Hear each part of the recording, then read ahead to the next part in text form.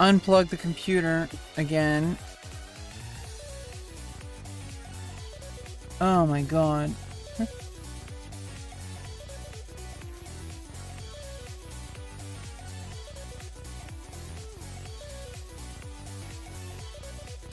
Yeah, that sucked. Sorry about that.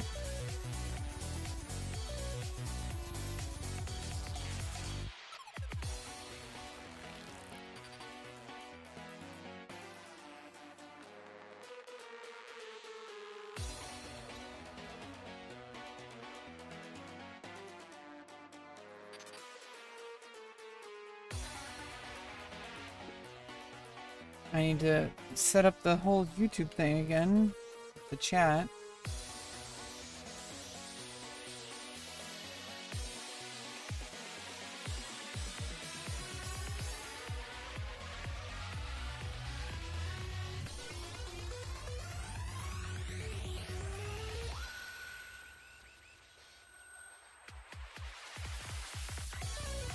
We're back.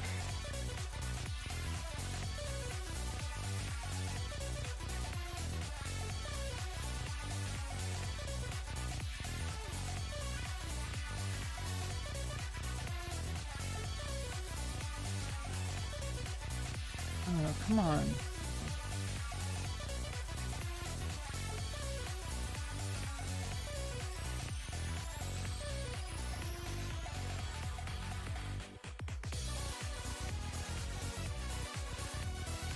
There we go.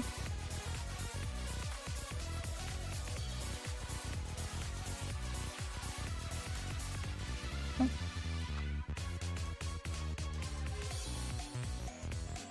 All right, sorry about that.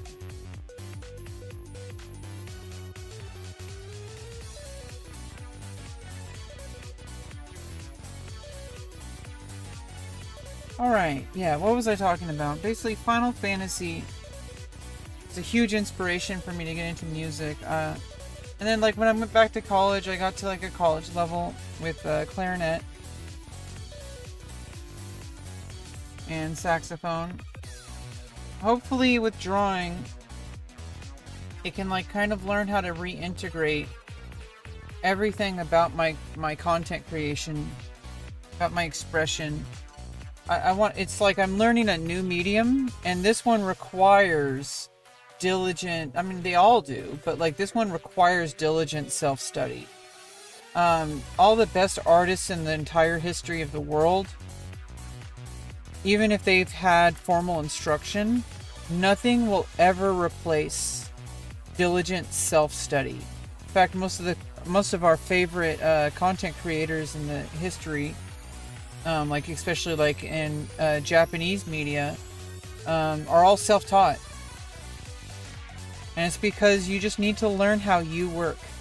And I think that's like what I'm just putting in the time, and I'm sharing that with you guys. I'm sharing this whole process with you. You guys get to see in real time what my progress looks like.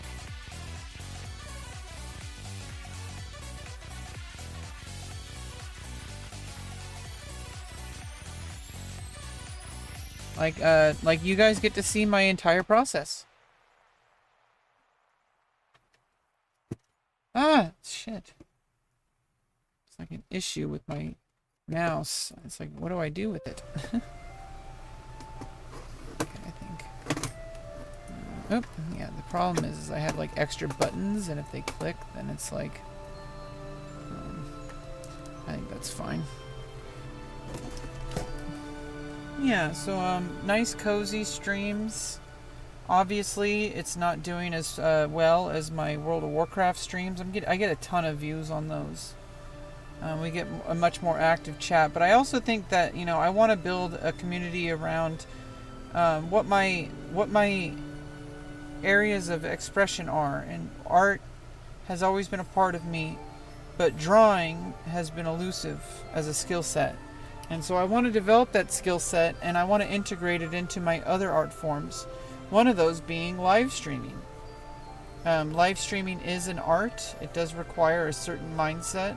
It is public speaking. It is expression, just like how drawing is. And so I think integrating the two together will help me understand how I work as an artist.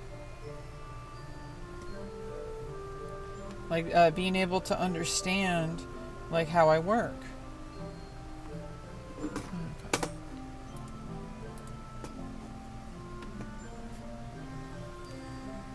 Yeah.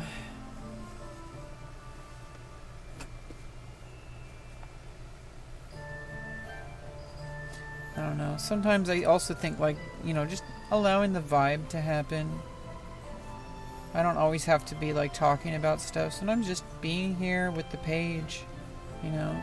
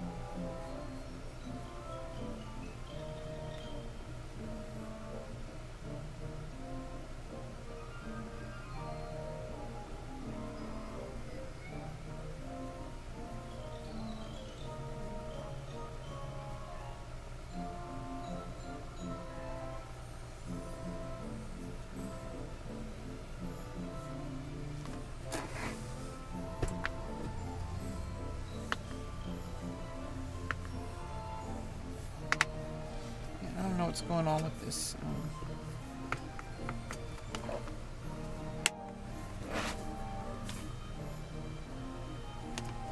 Do I just need to always keep it full in order for this to actually not be a problem? Or?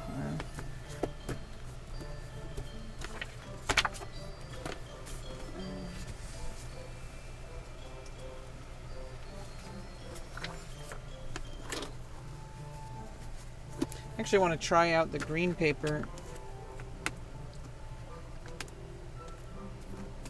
Maybe next time. Okay. Yeah, it's a little better when it's full, I think. Yeah. Now it's not causing that little... I mean, it kind of is. Either way, it's good to have that green paper in there. I think it's fine.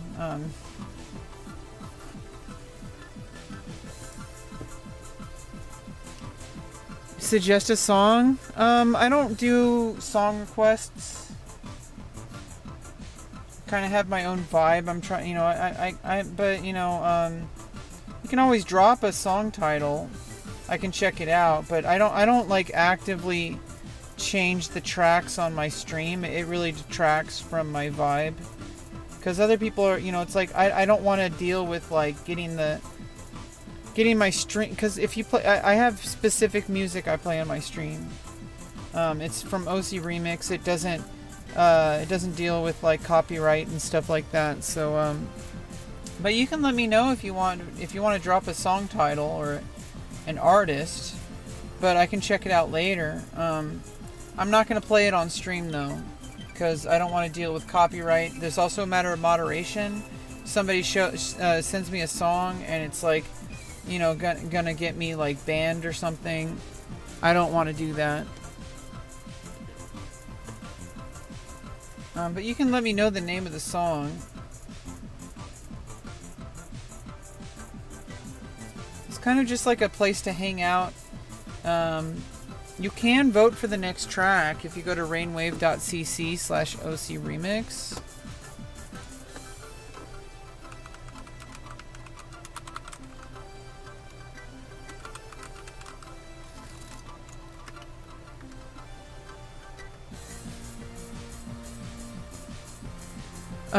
Dominic Dumont Arrival. Yeah, I won't be able to play music on stream unless I know it's like, so most tracks that people share are not going to be able to be played on stream. Especially YouTube Live, they will actually stop your stream if you're playing stuff that are copyrighted. With OC Remix, I've never had a single issue with copyright. And so that's why, and it's also my vibe. This is the music I listen to while I'm streaming. and I don't like interrupting it. So I know some streamers will do that. Well, they'll just like, you know, take requests and stuff like that. I don't do that. It's not my vibe. Sorry. But, you know, we got our own vibe. We do it different here. It doesn't mean it's bad.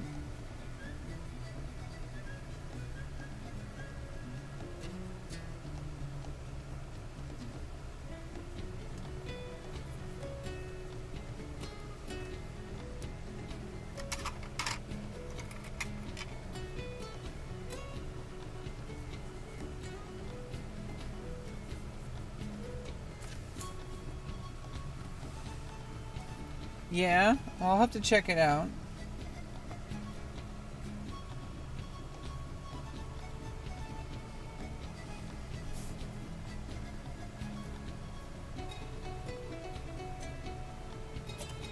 Yeah, I'll just write it down for now.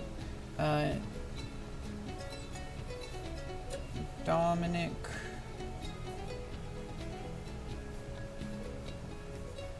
Dumont.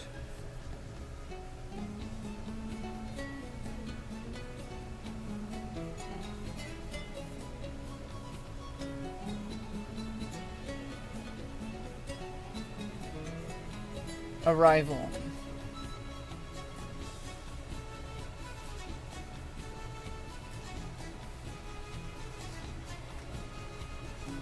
Yeah, I'll have to check it out later.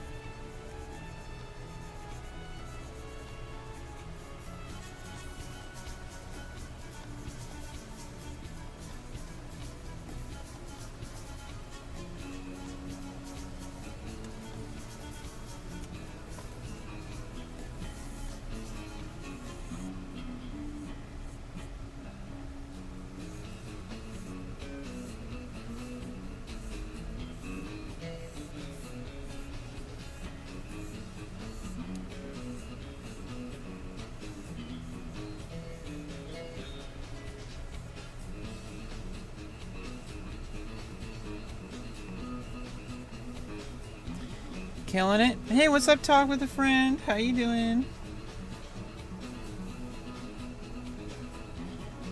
That song was awesome, by the way.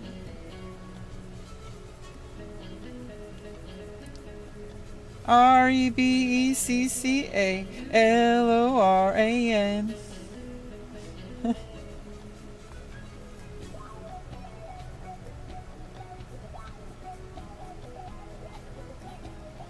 That was you, right? I hope I got it. I'm sorry. I try to remember my chatters, but that was you, right?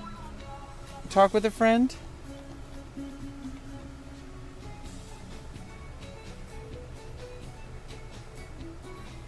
You can do better. Well, I really appreciate it. You know, I don't usually have people make stuff for me.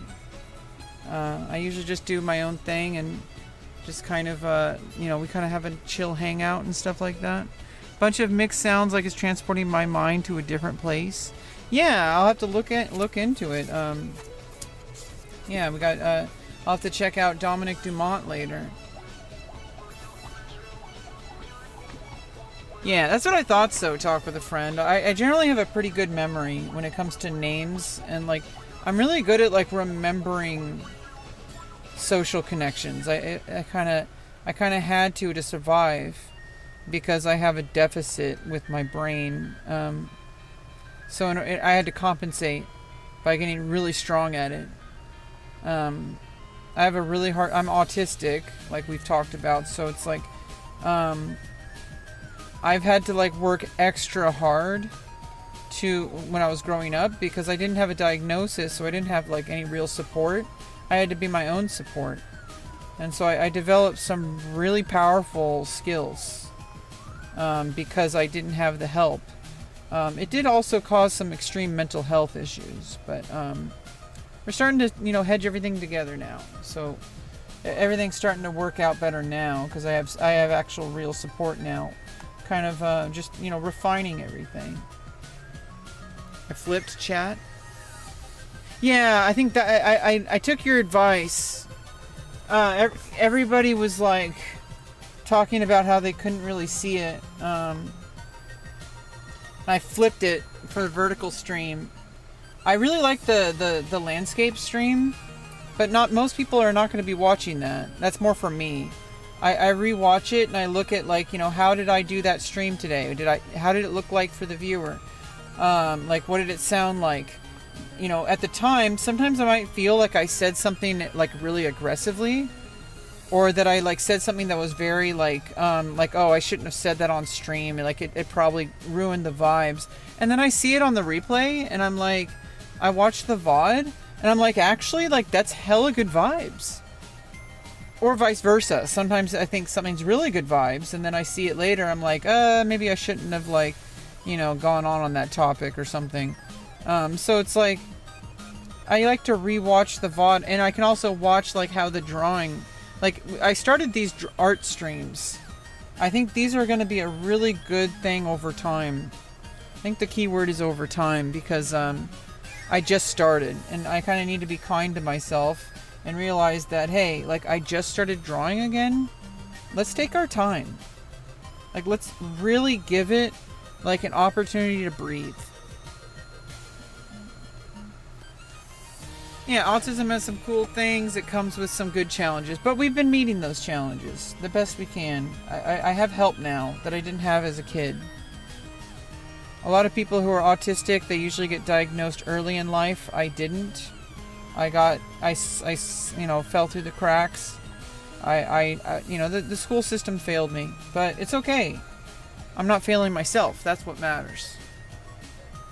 I could have easily have failed myself, but I figured it out. I figured out how to get better.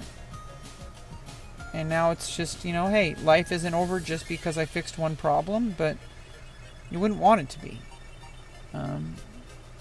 Yeah, I don't think there's anything boring about life. I really want to, you know, stay here and get my, you know, see where life can take me, and hopefully we can get that living situation fixed up very soon. They said it's not going to take months and months and months, so that's already like, my expectation was that it was going to take years, so, because that's what I'm used to. It's already been years. They were telling me it's not going to take months and months and months. You know, they said definitely not years, not even a whole year. They said like maybe only like 2 or 3 months. They said it wasn't going to be drawn out. They can't promise anything, but they also said it's not going to be that drawn out. So I'm holding on to hope here.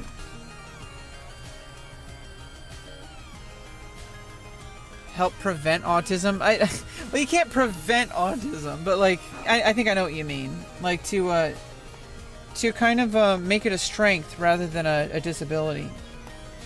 Because for some of us, it's a real disability. I have not been able to fully integrate into society since I was I have never been able to be accepted into society in the way that you need. I was never popular. I was always hated by people.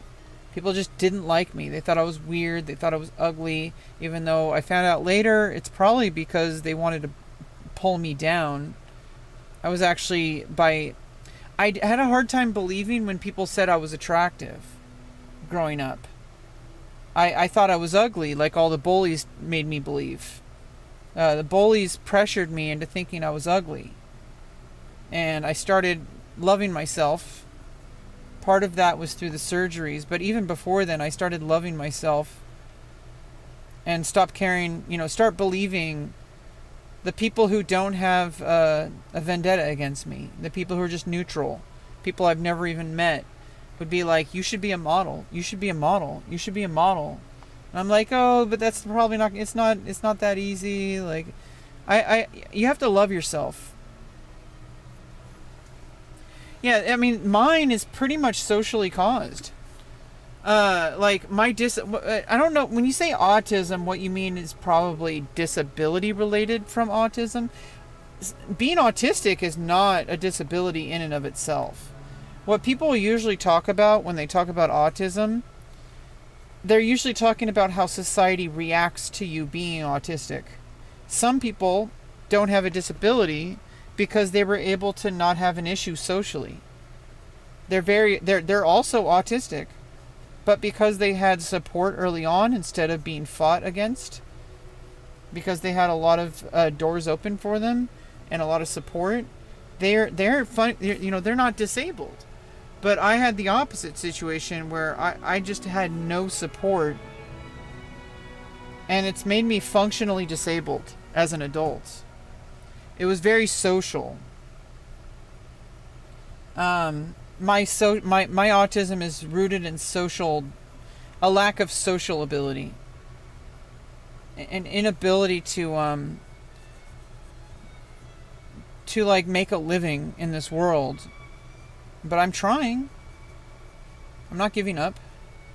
I'm gonna keep working with my doctors and stuff. Yeah, it definitely is a spectrum. There's people who actually aren't autistic, but they're diagnosing themselves. That's a different kind of thing entirely. I'm talking about people who are diagnosed, people who have been working with doctors, who are trying to do better. It's a lot of people.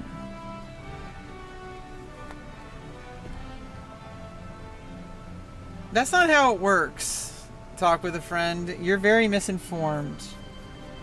Autism isn't caused by anything. We don't even know what the cause is.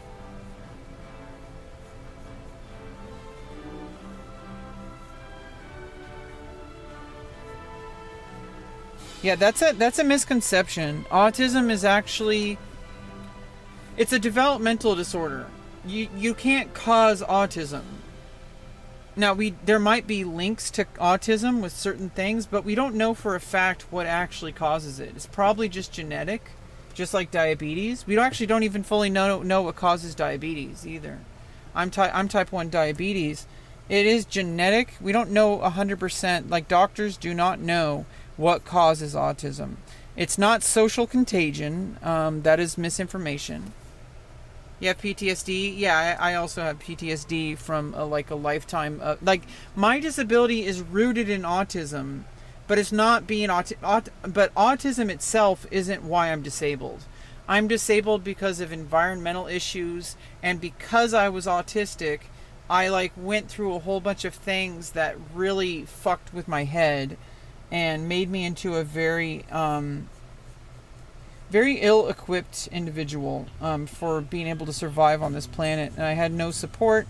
I had no real support. I had people trying to force me to be something that I couldn't be, and hurting me, abusing me, and extreme neglect. It's what you research. Yeah, eye contact and emotional expression do induce oxytocin. If you don't have enough oxytocin, I don't know about leaning towards autistic development. I think it gives you autistic traits because that's like a behavioral thing. Autism is not behavioral. I think this is the biggest misconception people have about autism. They're like, you don't look autistic. Or you look, or they say you act autistic. Non-autistic people can have autistic traits. It doesn't make them autistic. And this is why there's a lot of people who are self-diagnosing themselves. And it's really frustrating because being on the spectrum is an extremely different thing than having autistic traits. I can kind of see what you're saying. You're talking about autistic-like behavior. You're talking about autism on a surface level. But autism is just a different wiring of your neural network. You are developmentally disabled. Now, it doesn't make you a disabled person on its own, but a lot of the time, society does not accept that type of brain. And it kind of leads us into a rabbit hole of becoming disabled. a lot of the times. There are autistic people who have avoided that. A lot of it is our modern day pressure. There's a lot of modern day pressures that autistic people have to conform to. Mirror neurons. I don't know about that. That sounds like pseudoscience. I'm sure it's fascinating. I've done a lot of research into autism, and I've worked with professional doctors, so I'm sure you're onto something. It's just I can't verify that research, so it sounds like it's like a lot of people, including myself. It's so easy to research things online, but we don't fully comprehend what we're reading, and so it's like I don't like to state something as scientific fact unless I know it's been verified. So I can't verify what you're saying, so I'm not going to say. I'm going to push back a little bit. Alexithymia. Yeah, I've heard about stuff like that. Autism is extremely different, though, than a lot of things. It's not actually a disease. It's just a developmental disorder. And disorder doesn't mean you're broken. It's a disorder from what we expect. That's why we say neurotypical and neurodivergent. So anything like ADHD and is kind of different. I'm getting screened for ADHD.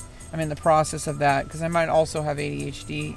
And hopefully, medication might be able to help. But I had to go through a very difficult screening process last week.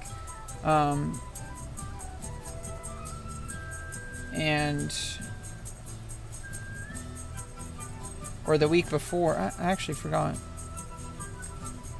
Push back. That's how we learn. Exactly. It's an adaptation. Our brains, a lot of the things that we call autistic are actually just a side effect of how our brains react to the external stimuli around us.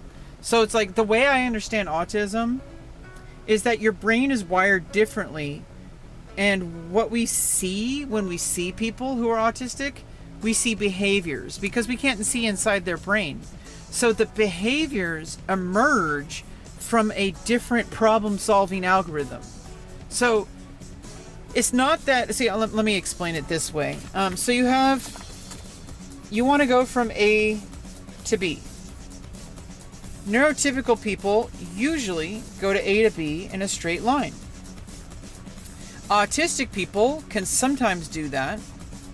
But autistic people, a lot of the times, have to go to C, possibly to D, possibly back to C, possibly back to A, and then eventually getting to B. That's kind of the way my therapist explained it to me. It's not that you can't get from A to B. It's that your brain is wired in a way that sometimes, and this is why we call it a spectrum, in some cases I can get to A to B even faster. And in some cases, A to B is like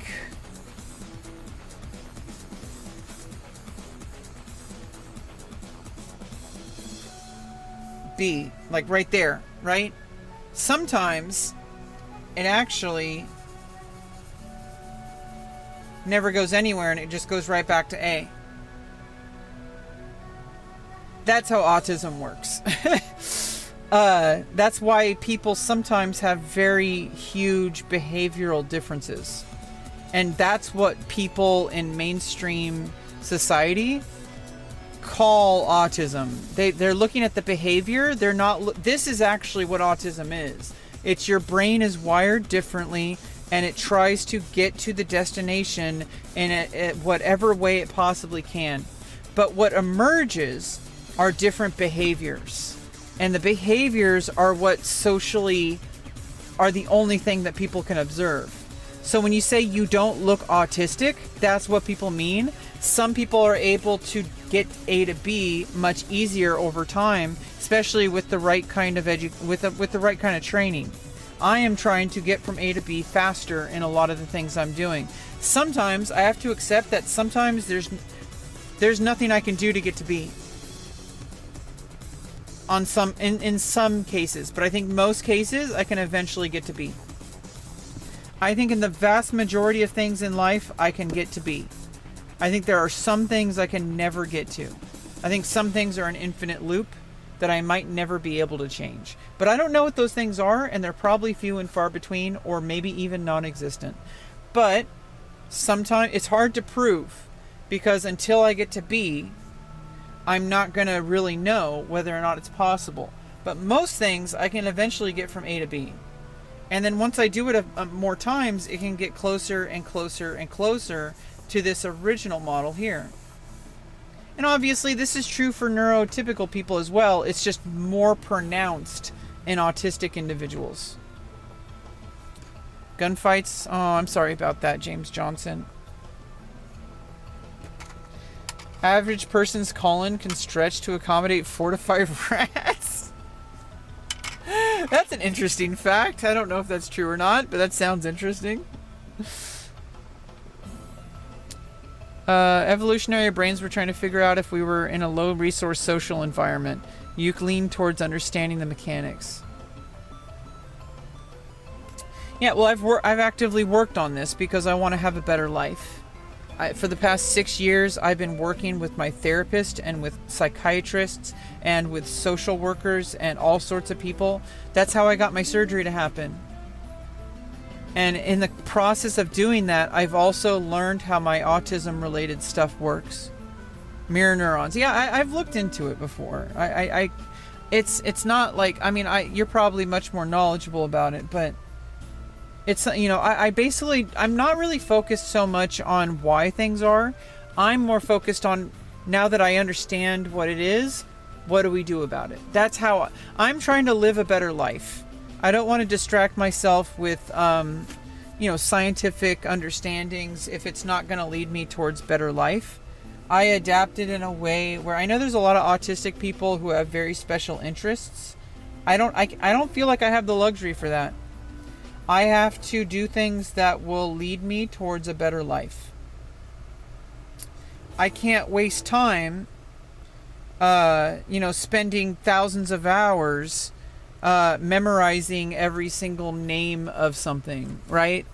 I had to adapt to survive. And in order to do that, it means that a lot of my brain got fucked up. And now I'm starting to let go and understand that, hey, I'm autistic and that's okay. And I'm not masking as much.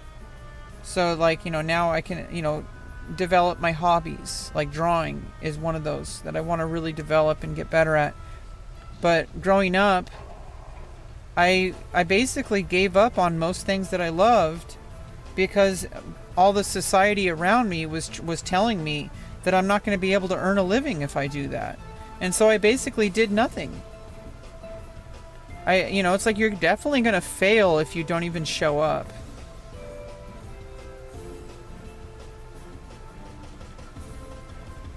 And that's what happened because my brain basically processed that anything that I love doing is going to fail financially.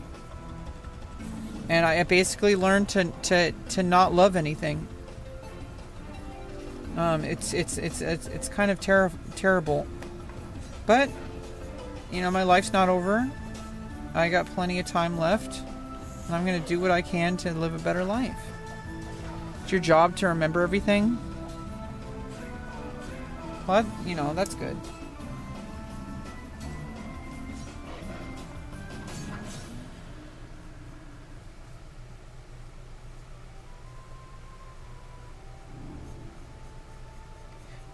Just keep in mind every time we get into more kind of advanced academic research type stuff, I'm going to have to remember that I don't know a lot of stuff and it's hard to verify information. So I usually just kind of stack those things away to look into later. I definitely will look more into those mirror neurons that you talked about, but it does ring a bell. I feel like I have read something about that before. But I think for the most part, oh, God damn it. I especially if it's on stream, sometimes certain things I can't really verify while I'm streaming. Ow! It'll ruin my flow. So I'll just have to kind of like shut down conversations because it's like, well, I can't verify what you're saying. So it's like I can't really engage with it. I'm very meticulous about how I operate. Wait, what's going on with the webcam?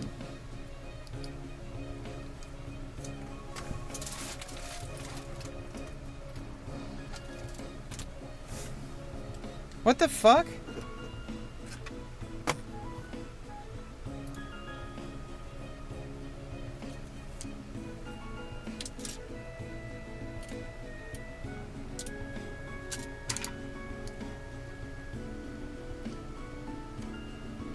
Yeah, I guess it's okay.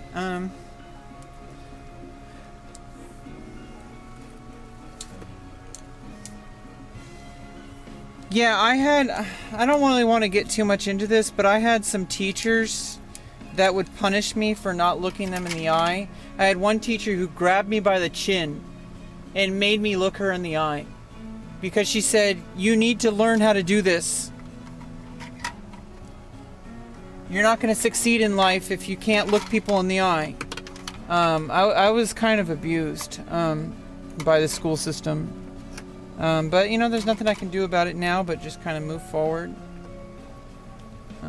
So I just do my best.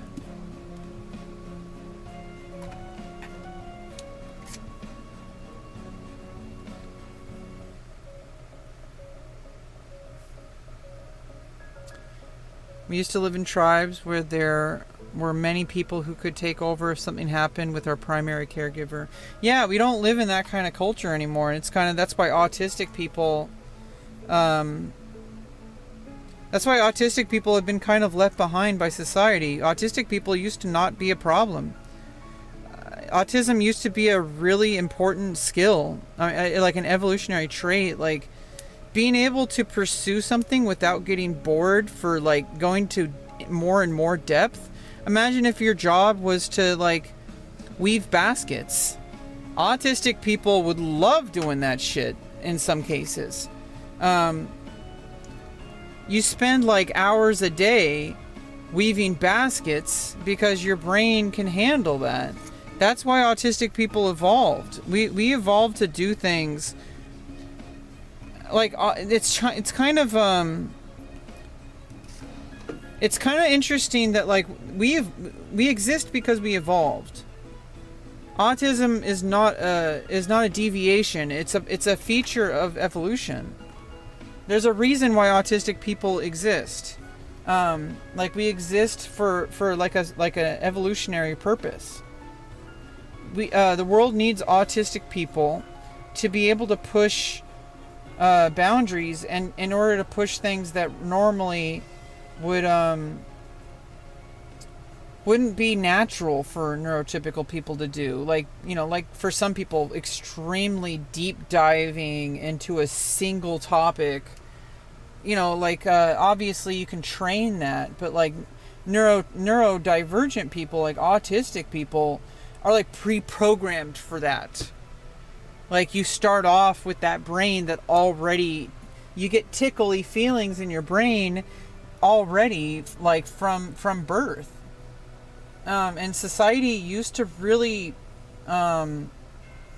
certain types of autistic behaviors were extremely punished, but most types of, I feel like most, like when we think of autism, were like celebrated by society. Like if you were extremely knowledgeable or skilled at something, I feel like the longer in today's modern world, like autistic people kind of drown in the background because technology takes over for a lot of the stuff that a lot of autistic people have traditionally been, you know, relied on for.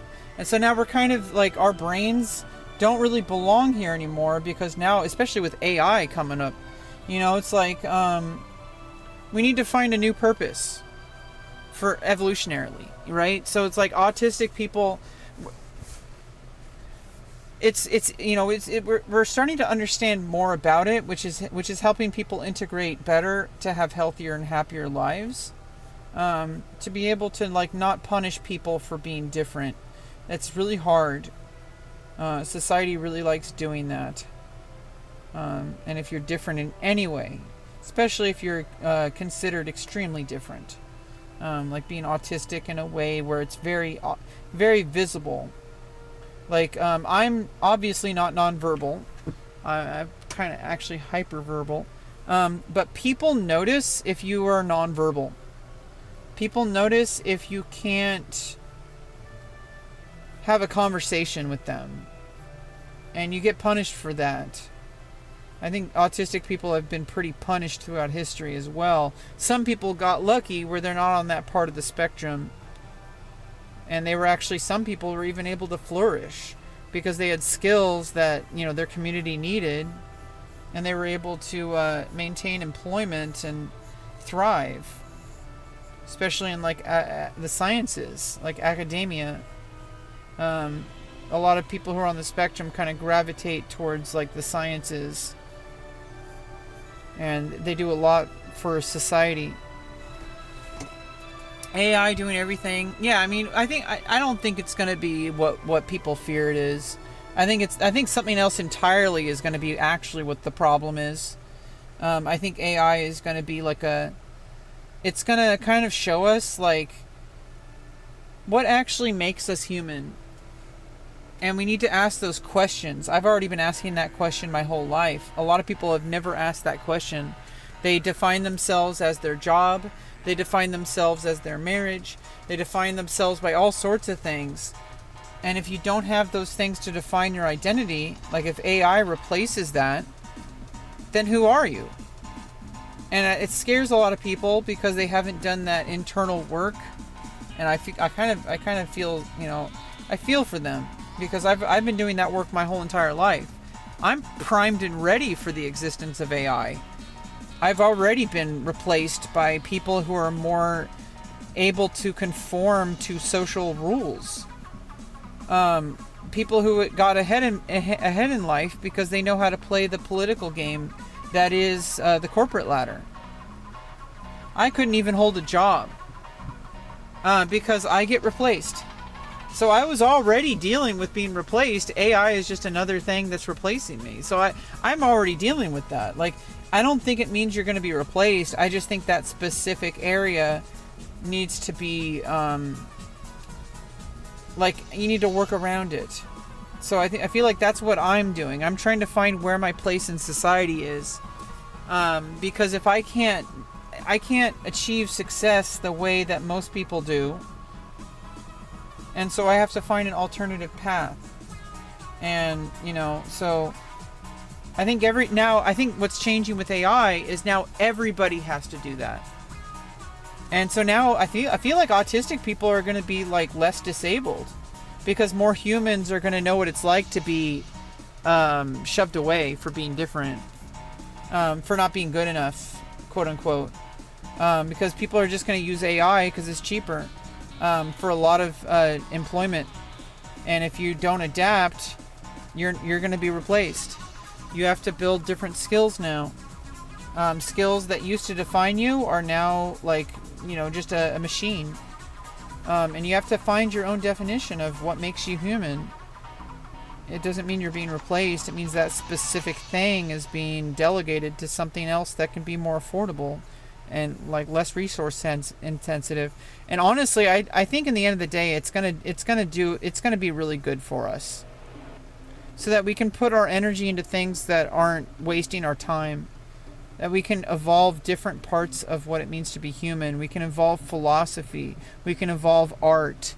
Ironically, because a lot of artists are thinking that AI is replacing you.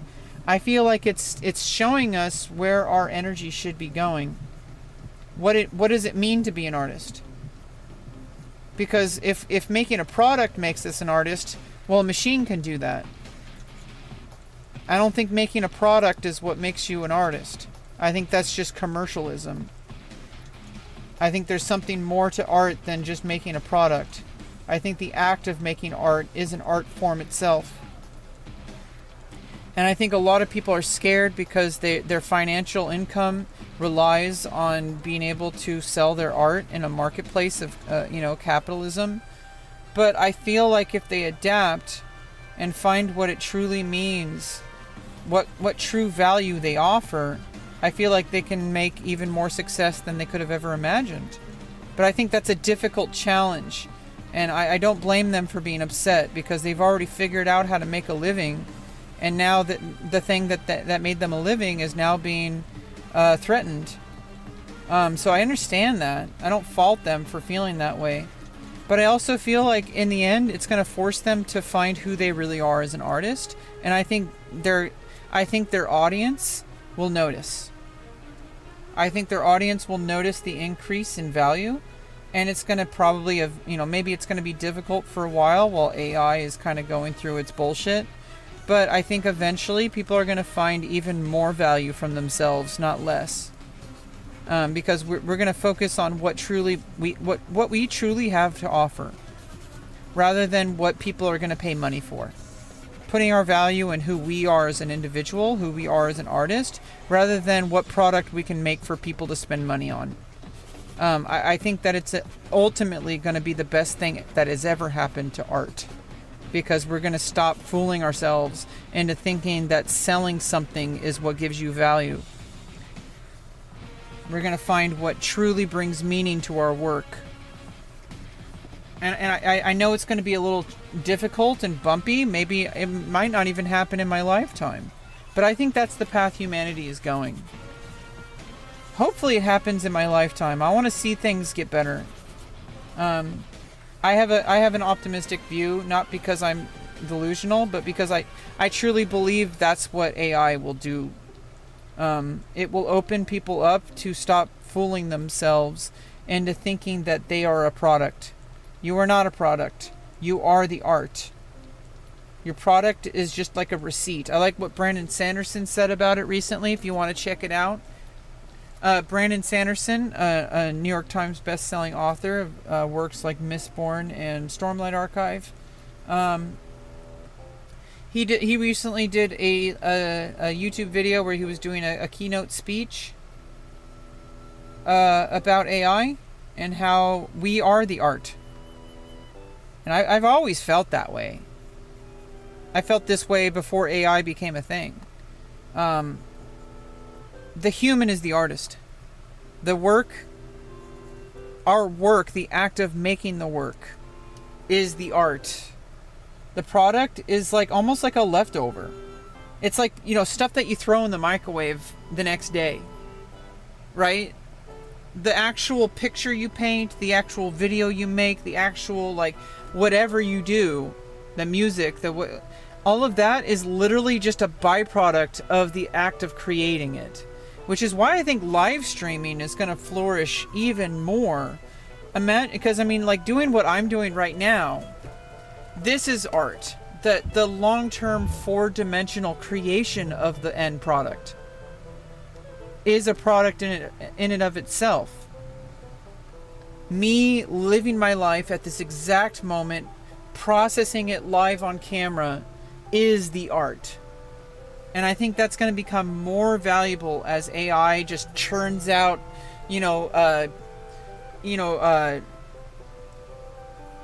mechanically perfect, prompt engineered slop.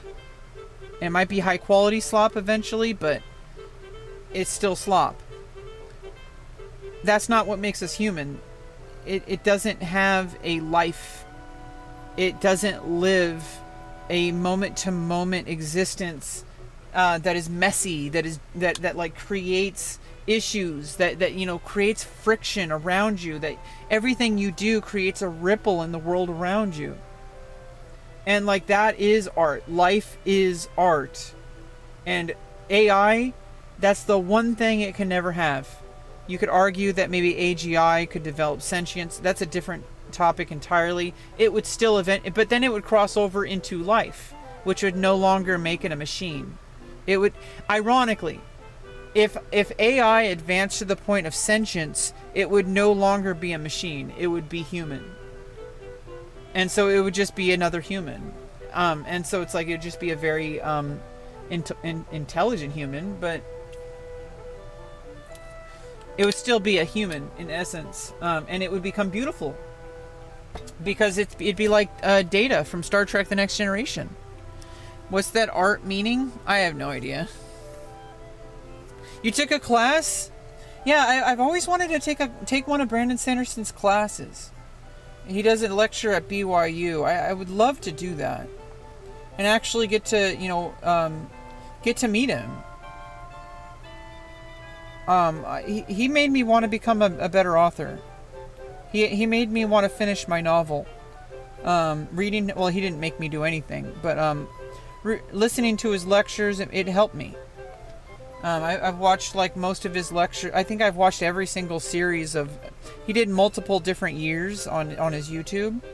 I watched like all of them.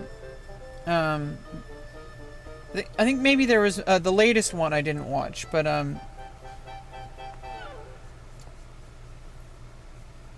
like I watched all of his lectures. I really like his style. It would be great to actually take his class and push myself to finishing a novel.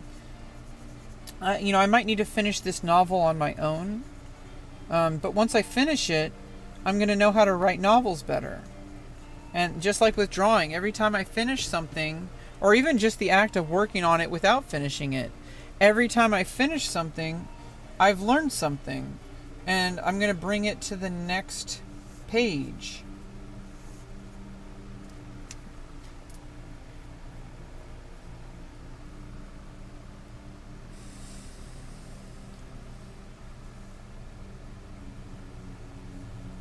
I'm developing some kind of style with these latest images. I'm trying to follow it rather than try, and I'm not trying to force it, but I'm trying to see like where my mind is right now. Like I'm kind of going on to this like kind of similar style the last kind of drawings, and I'm trying to see like where it leads.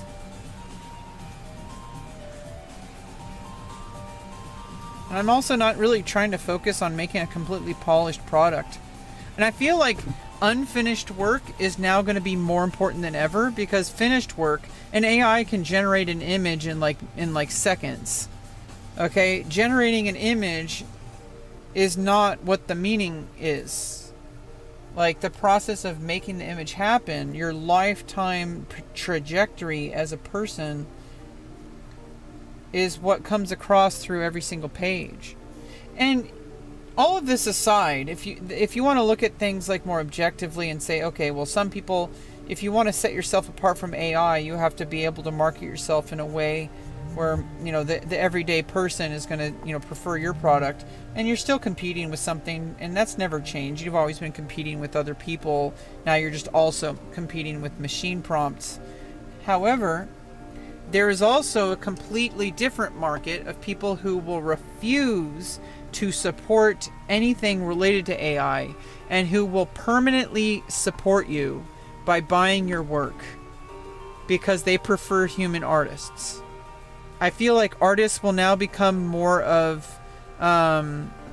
finding sponsorship, like even more than it already is. I feel like more artists are going to find sponsors, people who want them to create art just for the sake of making art, because they want to see what work they will make, and then they'll have sponsors who will pay them to live so that they can create the art. And I think people investing in artists is going to be the future of the art world. It was always like that. People like composers, for example, in the 1700s, etc., would get sponsorship by nobles and other like people in the church or in the monarchy. The kind of the aristocratic part of culture was financing these composers to live because they wanted them to make the work. They would commission the work. So So like I feel like that's going to become even more of a thing where people are going to sponsor artists because they want them to be in an environment where they can create the art that they want them to create. Because if you have life paid for, that means they can put more energy into their art.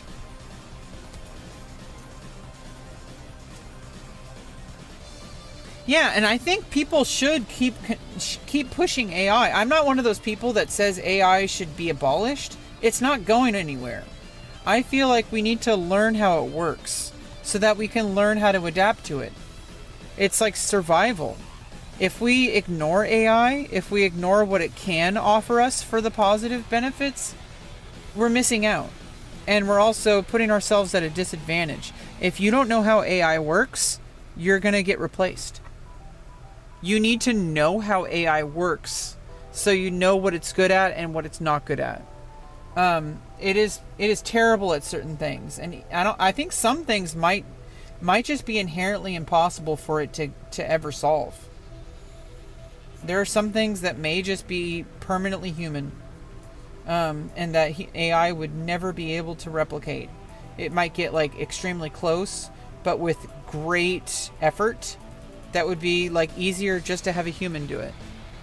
I think there are certain things that just AI will not replace us with, and I think it's more important now than ever to, if you are an artist, to use AI in some capacity, not in the capacity to replace your work, but in a capacity to understand how it works, so you know what you're dealing with. You need to know your enemy. But it's not your enemy. It's literally just a machine. Which things, the way I use AI is I use it to get my thoughts into a concrete, I make projects and I have it challenge me. I have it question my journal entries. I have it it can have a permanence of data where it can remember everything I've told it. And so it can see my tendencies and keep me more honest with myself through my journaling. Now, I do understand that I treat it as a public space. I basically treat it the same way I treat my live stream for the most part, because anything you put into an AI is going to be kept by it. Even if no human ever looks at it, I treat it as public space. There's a lot of things I say to it that I would not bring to my stream, but there's also things that I would never tell it. There's certain things I only talk to my family or my doctors about, or my close friends. There's certain things you just shouldn't talk about with strangers. You got to have a private life.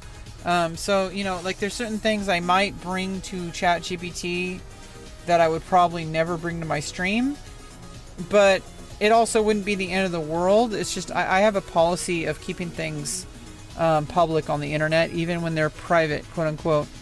Like a DM is not private. People seem to think that DMs are private. People can screenshot them. They can share them with other people. Like, nothing you do online is private. Some people have a hard time accepting that. Or some people just don't realize that. Yeah, I mean, imagine. But whatever. Yeah, I don't know. I'm also kind of just, shooting the shit here. Just talking while I'm, working on this drawing. I need to be right back. I need to go to the bathroom.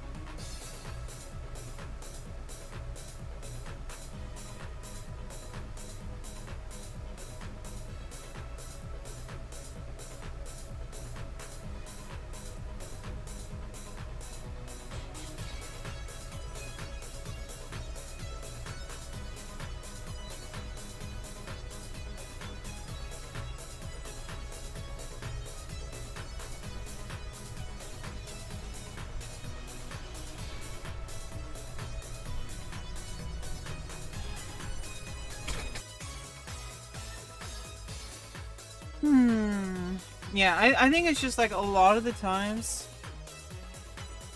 uh, I just really, am trying to find the best way to help me truly reach my goals. And so a lot of the times I feel like just having things like ChatGPT, using it in a way where it's not replacing my work, it's not replacing my thinking, but it's like a journal with like extra features where I can put my thoughts into a single place and also tell it with individual protocols. Because that's pretty much how you should think about ChatGPT. You have to tell it what it needs to do. You need to tell it how to function. It's like a machine. It is a machine. So you have to say, oh, okay, I want a protocol that asks me questions to challenge my thinking.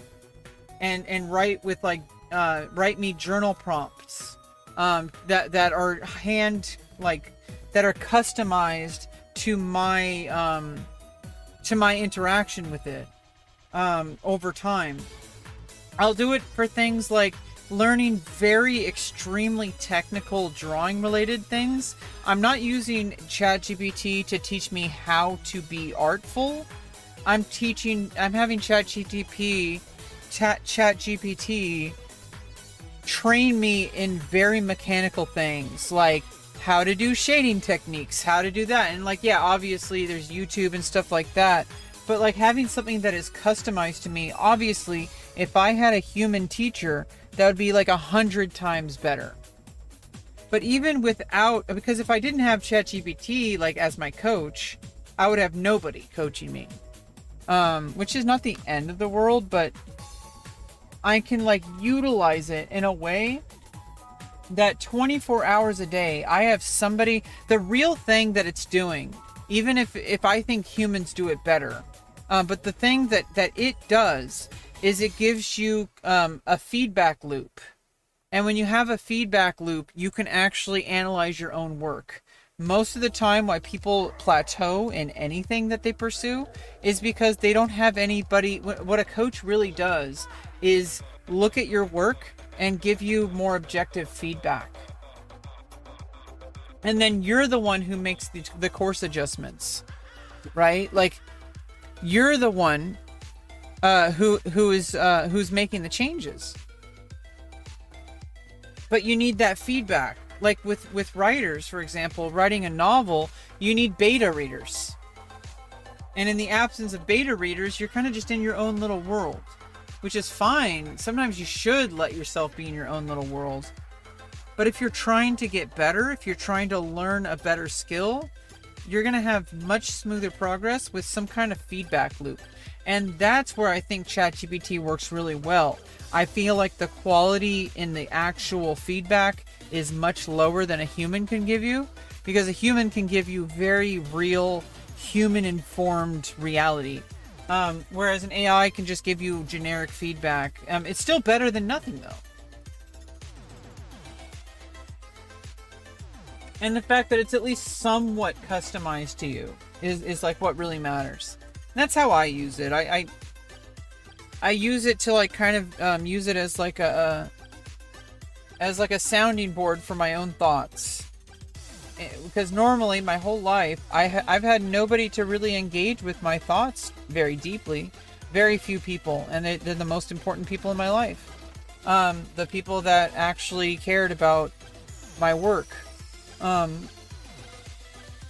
And having that feedback loop, though, you have a soulless machine that at any time will give you feedback, even if it's low quality feedback. The fact that it's feedback at all is what matters. It's not, you're not learning from ChatGPT, you're learning from yourself.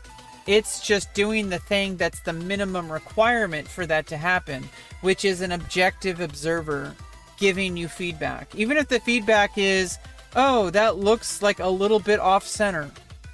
Like that's actually like really important information. You're the one who's saying, okay, well, it's off center. maybe like, now you have to do the work to like figure out like, is that a bad thing? Is that a good thing? Like, you do all that work. All the AI just tells you objective things that it might not even be accurate about.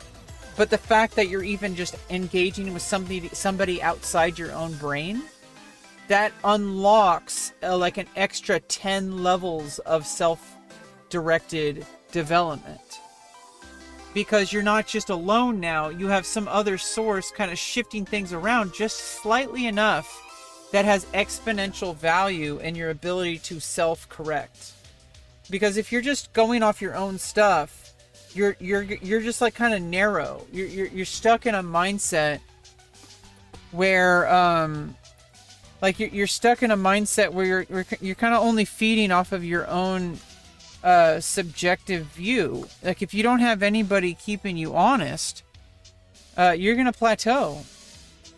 It's like a really terrible thing that happens, but it happens.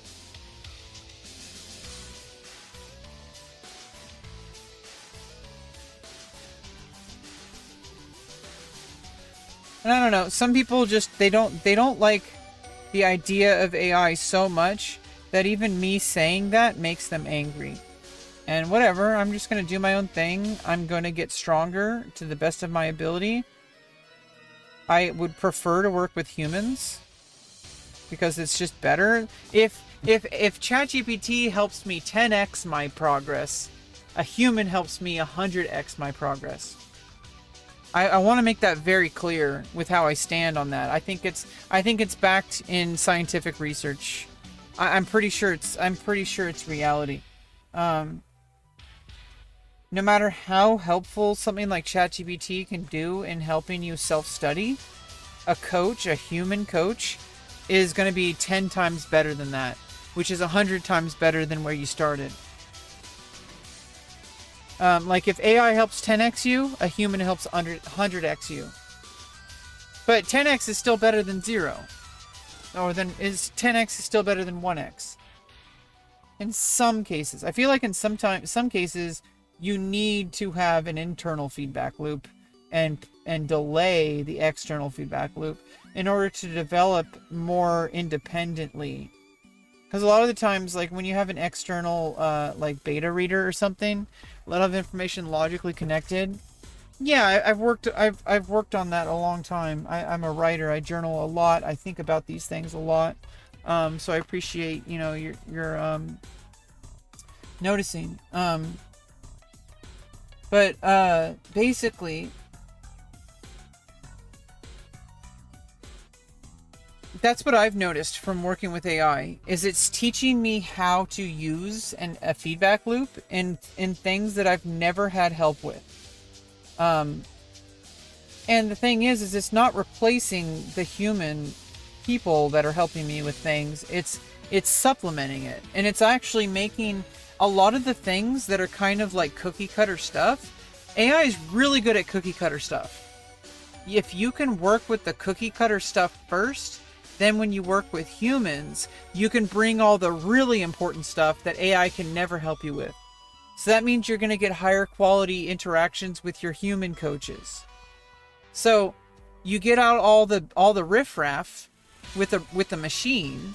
Like, how do I do cross hatching? Like, if you're paying money to a human coach, you should come in with a set of skills already developed as a baseline. And then you can spend your time and effort on things that the human coach can truly help you with. Like things more like style, or, developing like really difficult, complex concepts. I would rather work with a human coach all the time. But, I don't have that kind of money. ChatGPT can help me with some things, and I'm going to work with that first. Most of the time, I'm actually working with myself. I'm only going in with ChatGPT to like take a picture of my drawing and say like, I already set a protocol to have it lead me to understanding instead of doing the work for me. Every protocol I make on ChatGPT projects are rooted in the central philosophy that AI should never replace human thinking or human process. What it should do is it should do what it is good at, which is analyzing complex information in massive amounts, because it's a large language model. That's what it does. In order to bounce back, like put a mirror in front of me. Like, it's basically a mirror. That's my understanding of how AI is and where it will go. And you can use that in the absence of a human coach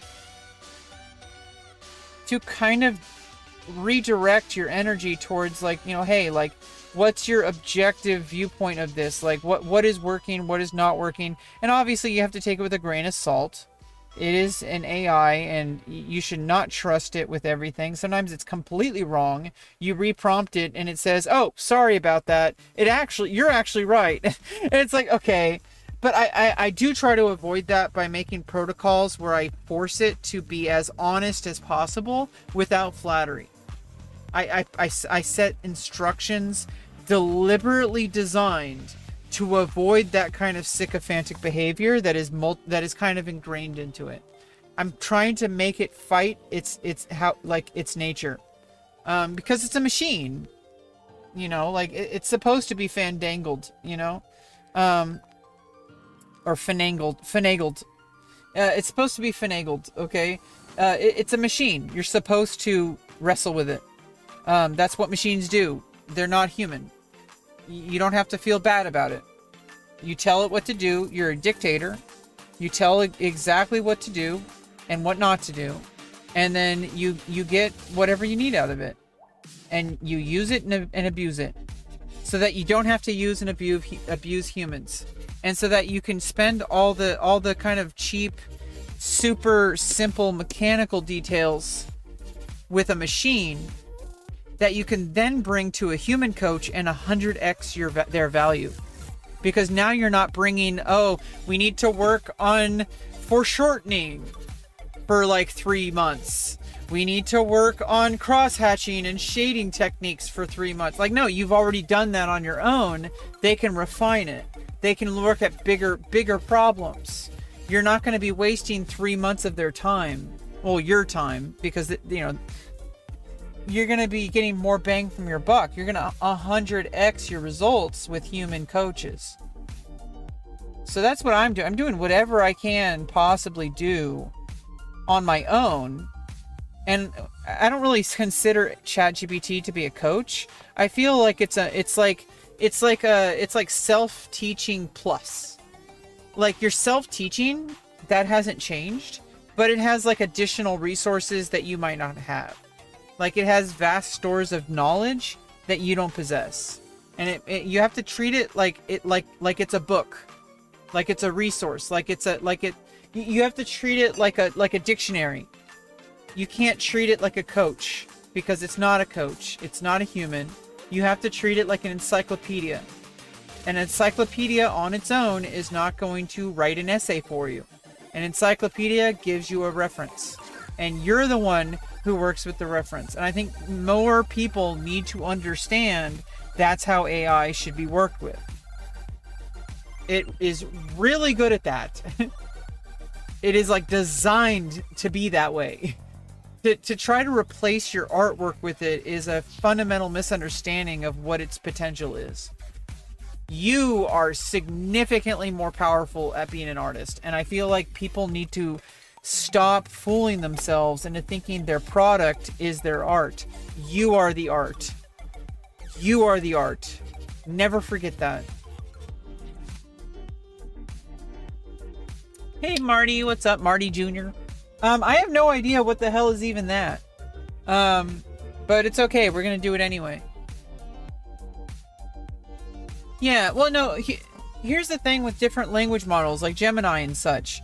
They're all large language models, and just there's different philosophy in the way the protocols work. ChatGPT is more designed as like kind of a conversationalist. And a conversationalist, by design, is going to be biased. It has to be biased because it wouldn't be a conversationalist if it wasn't. Something else like maybe like what is it? Like Claude, or by Anthropic, or like Gemini, or like Sonar, like with Perplexity.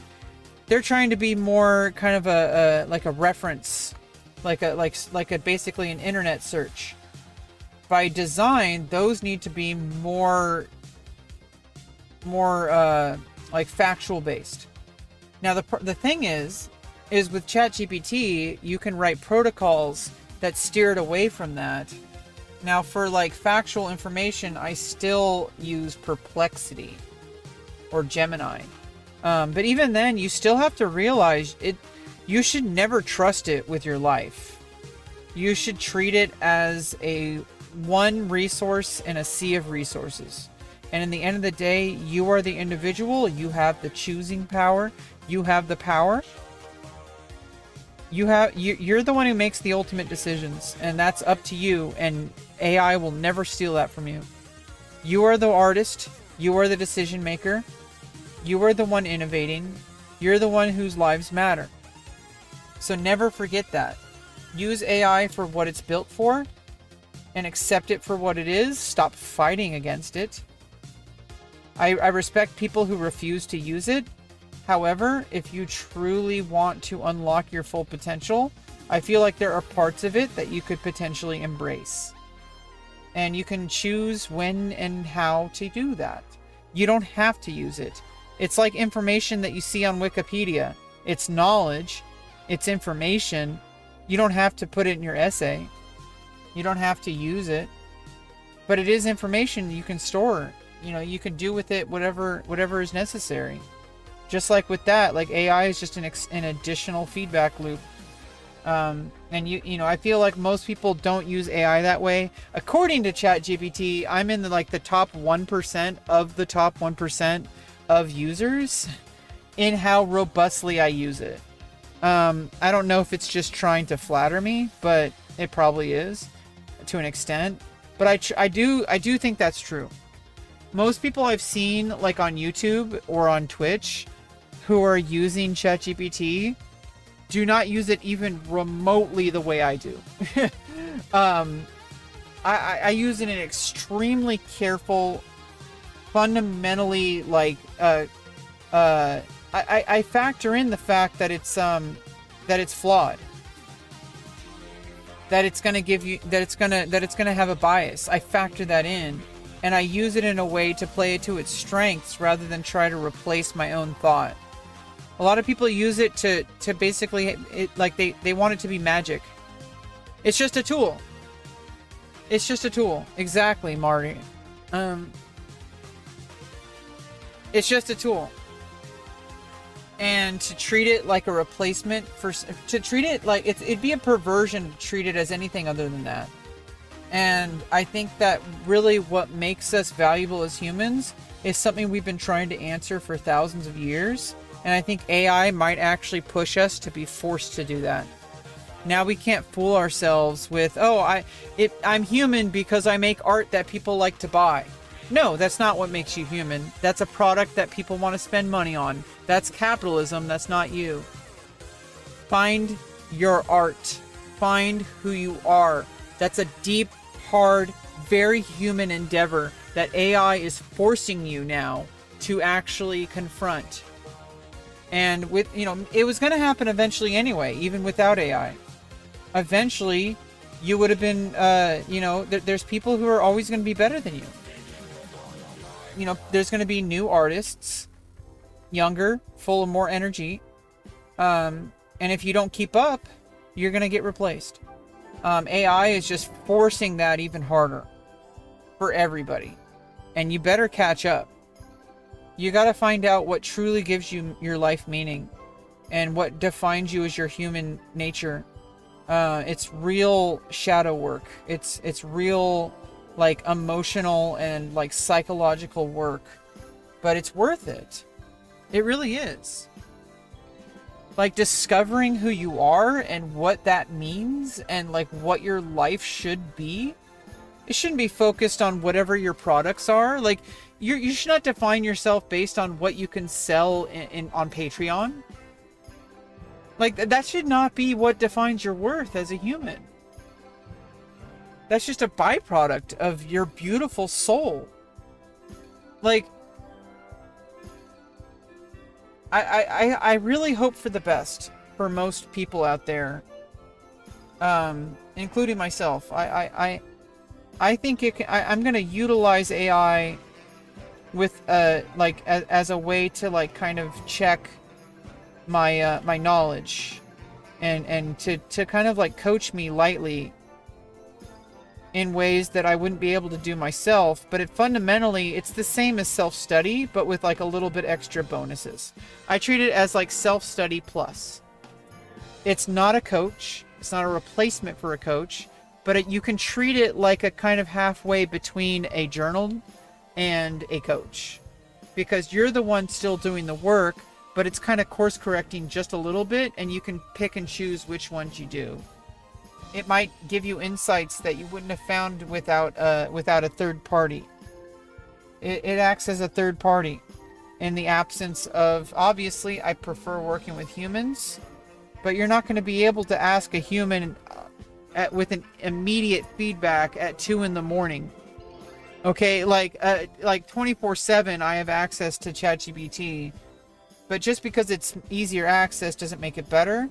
But a lot of the times I feel like with skills that I've been trying to develop, I feel like it's not really necessarily a lack of quality, it's a lack of quantity. And so I need to just keep having a feedback loop, even if it's like a machine doing it. And like, because I'm going to be self-correcting, I'm going to be self-teaching. And so I'm the one doing the work. It's just kind of showing me some things that a human would actually preferably be used for.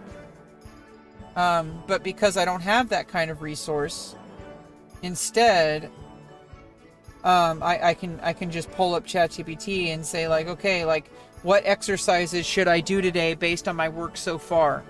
Like based on my strokes with a pencil or with a ballpoint, like what's working, what's not working. It's going to give you an answer. It might not even be correct, but the fact that you're getting an answer in the first place means you're processing something differently than if you didn't ask those questions to anything. So I think like that's why it 10x's your value, because now you're asking questions to something that is a complete third party. And then it helps you understand how to ask questions that when you do work with a human coach, you're 100xing your value instead of 10xing. And I don't know. I know it's like kind of a hot take. It's kind of controversial right now, but I'm not trying to make everybody happy. Some people are going to be mad at me for for learning how to be an artist and also not demonizing AI. It's just a machine. It's not going to be upset by you. So why are you trying to be so mad at it? You're hurting yourself. You're building up your blood pressure. You're angry about AI. You think it's going to replace your art. You should respond by doing more art, not by crying about AI. You should be working more. That should be your response. Make art about that. Like, put that struggle, that internal friction, that hatred of AI that you have, put that into your work. That's what you should be doing, in my opinion. Not going on Reddit and crying about how it's going to replace your job. Meanwhile, the people who are going to succeed, instead of doing that, they're diving into their work 100 times harder, because they want to fight back against that fear. They want to fight back against that. That's the beast that will destroy your effort. That's the beast that will destroy your work. 1, 2, 1, 2, 3. The thing that will destroy your work is that fear that tells you that you are being replaced. Because that's a real fear. It's a real human fear. But if you instead of letting that fear control you, if you then dive back into the page and put even more effort into that, put that energy into it, put that loathing, put that hatred, that raw human emotion. Put that into your work. Do it. We want it. That's what the community wants. They want your soul on the page. That's what it means to be an artist. Put it out there in whatever way that means. Even if you think it might be bad, even if you think it's not your best work, it is, because it's human. It's you. It's from your raw emotions. I'm sorry, I'm getting a little bit heated up. Like raw emotions. Like I'm very passionate about this.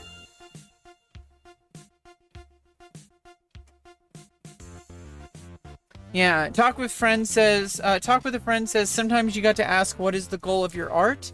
Sometimes the goal of art is to explore what it means to make art without a goal. Exactly, that's kind of where I am right now.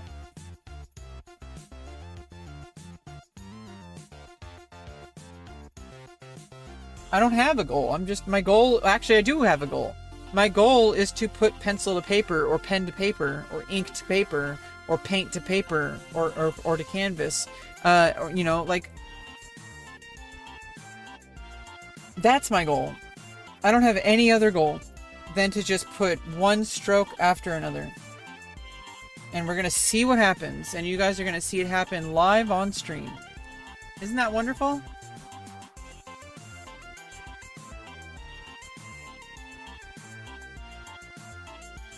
I think there's going to be a huge golden age of artists now.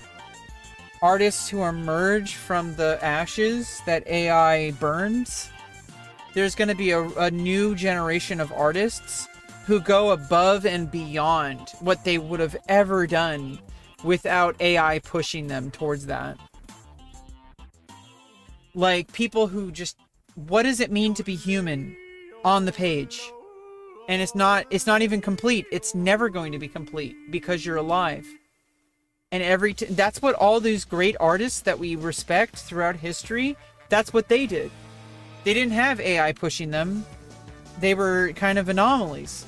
And I feel like there's going to be more and more and more humans that push themselves to the absolute extreme limits of what it means to be an artist, in order to fight back against the existential existence, the existential reality of AI. Like, that's what the product is going to be.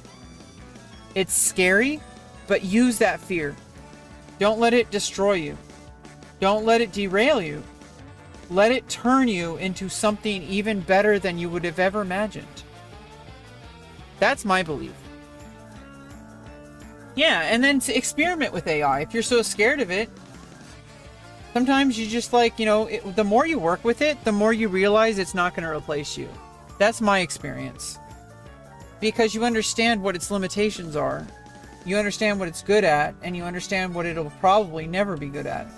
The more you work with AI, the less you'll fear that it's going to take over your life. It's not. Most people there are people who are part of AI who do have doom and gloom about it, and yeah, they are, like, you know, knowledgeable from a different standpoint, but I don't think they're right.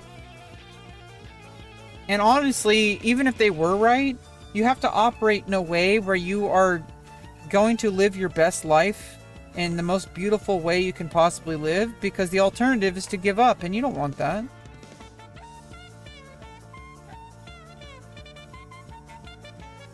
Why would you want that? Like, the alternative is to give up, because AI isn't going to go anywhere. It's not disappearing. It's real. It's never going away. They've opened up Pandora's box. It was inevitable, I'm pretty sure. I actually think that the more I think about AI, the more I realize that it was always the inevitable path that humans were going to be taking. It's a culmination of the entirety of human effort into a machine, and we created it by existing. I feel like it was inevitable, and we should have we need to come to terms with it and move on and say, what is it going to do to help me, instead of what is it going to do to hurt me? You might not need to use it.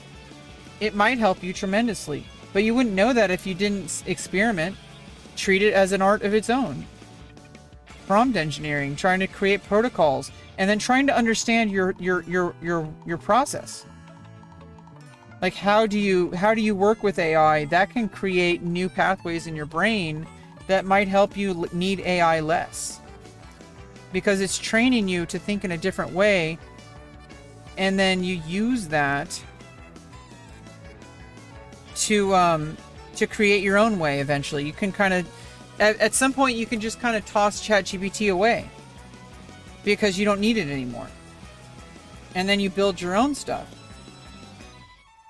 So like, I mean, I don't like making artwork with AI. I find it really gross, but I feel like I have used it for doing that, but not to create a product, but to create a mind map. I've used it to kind of give me some, to kind of bring my novel to life and some very isolated scenes that I wrote, because I wanted to see it in graphic novel form, and I didn't have the resources to either draw that myself or to pay somebody to draw it. So instead, I had ChatGPT do it, and I figured out more about how my characters exist, and now I can go back to my novel, and I have a firmer understanding of what the story is going to look like. There are major risks to using AI. Just, like, I would not recommend replacing your own effort with it. I highly recommend treating it like a mirror to hold up to your work, rather than to try to create work with it. I don't think that's a good thing to do. People are going to do it though, and you have to accept that. There's always going to be people who are looking for a silver bullet. There is no silver bullet, because for everybody who has an AI prompt, there's like 100 million people who have the potential to create true human art. No matter what discipline you are, a writer, an artist of like a physical artist, like a sculptor, a performance artist, an actor, like whatever you are. For all the people who are prompt engineering, you have the capacity to go like 1,000,000 times better, because you're not a machine. Like, I hope people start to see that reality. You are the art. Agentic AI coupled with genetic engineering. I mean, genetic engineering has always been I'm a sci-fi enthusiast. Genetic engineering has always been a boogeyman. People have been doing, we don't need to get too far into this topic, but like stuff like people have been trying to genetic engineer. I mean, that's like what eugenics are. Trying to engineer out different, like people trying to engineer autism away. That's dangerous. You're playing God, but at some point, somebody's going to do it. The only thing we can really do is make it extremely controlled or completely illegal. But somebody's going to do it. They're going to do it without somebody's permission. And that's like the reality. Just like with AI, if we don't develop AI out in the open, someone's going to develop it behind closed doors. And if they have it and it's like nuclear, right? If they have it and we don't understand it, if we don't innovate and try to make it like a defense against it, people who are very bad actors are going to use AI to destroy the planet. And we need to understand it so that we can fight back against it.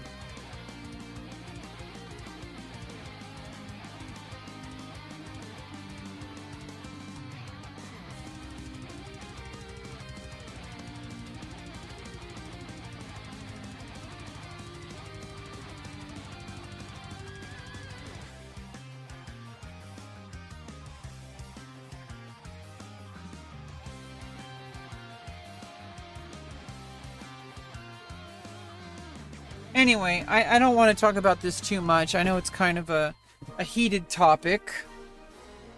Fake snore. Me, me, me, me, me, me,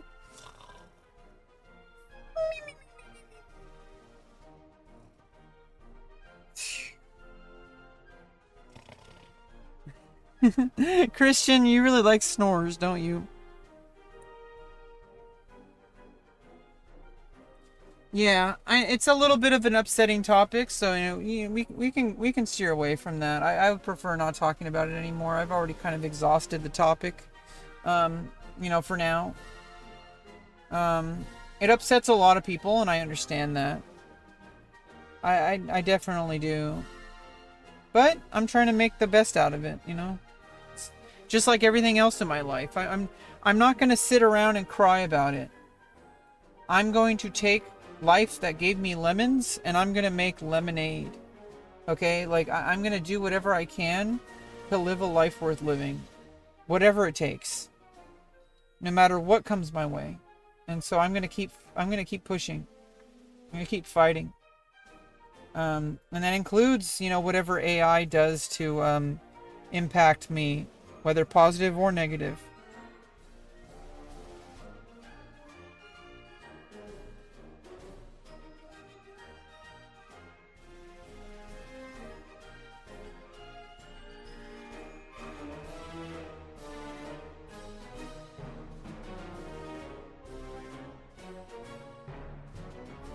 Yeah, I've thought about it a lot.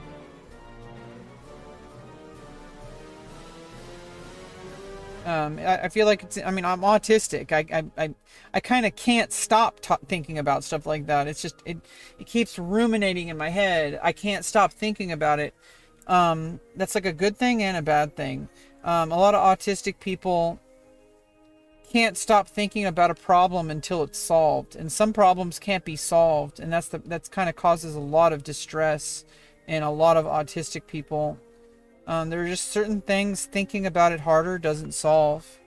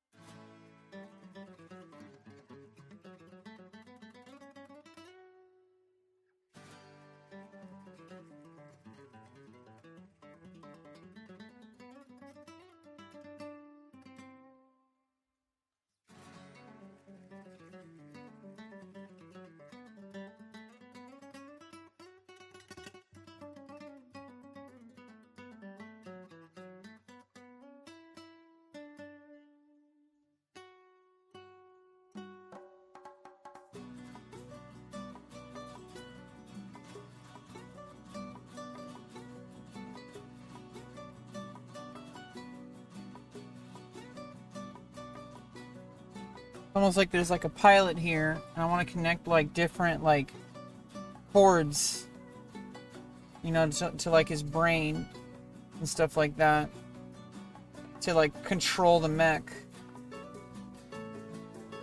This is definitely a human and AI integration right here. Biomechanical mechs, cyborg, like humans connecting with mechs with biological technology. Like, I'm fascinated by this.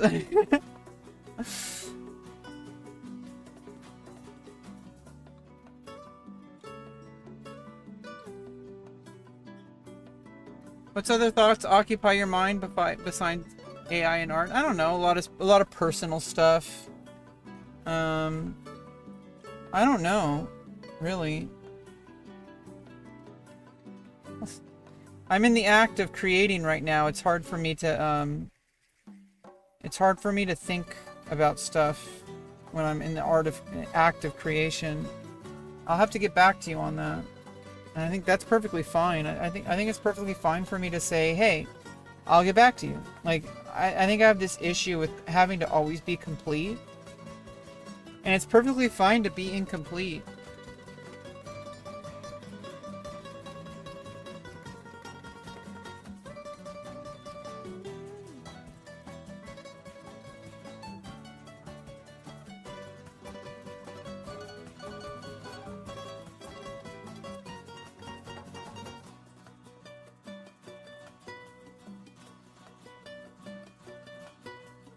It was reminding me of the machine. Yeah, Final Fantasy VI. Yes, Final Fantasy 3, which is actually Final Fantasy 6. Yeah, it reminds me of like the Magitech armor. Exactly. I kind of have these things kind of floating around in my subconscious. Like the last couple of drawings I've been doing have been seeming to emerge with this kind of concept of like mech suits. Like this one. Or this one. So I kind of want to explore this idea, and I'm not really trying to force myself. I'm kind of just letting it emerge. I'm learning this idea of just emergence. That right now, I might be able to eventually, be more deliberate about what kind of art I create, but right now, I am not at the skill level to be able to do that, so instead, I'm gonna let things emerge naturally. Let my mind and my hand do the talking. Like, let my hand do the talking. Rather than trying to force an outcome, that can come later. When I have more understanding of the technical ability to draw, when I understand what my hand is trying to tell me, maybe then I can start saying, okay, I'm deliberately gonna make this idea. So for now, I'm just making marks on the page.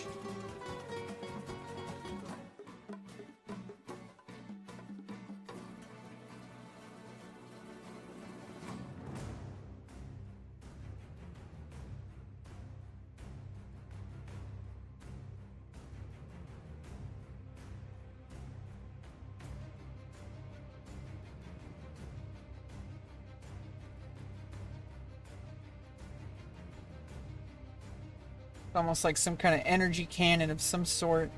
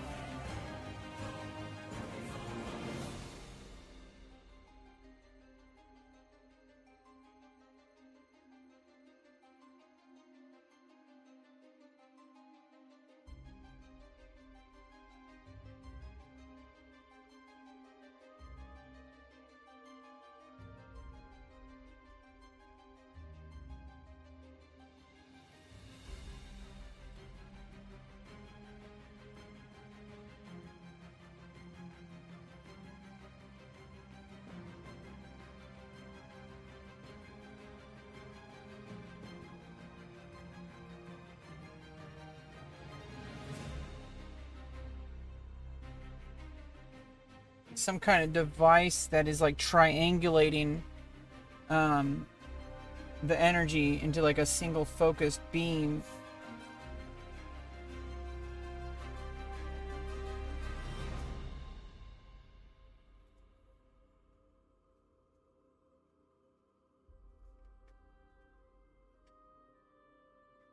Like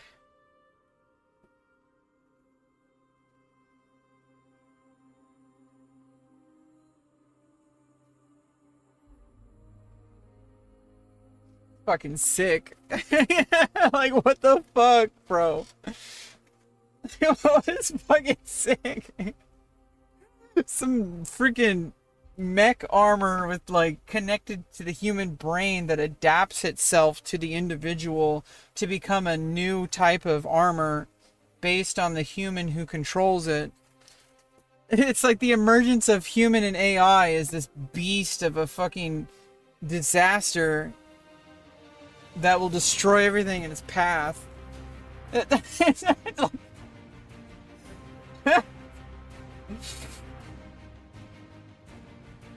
What humans will do with the technology, you know?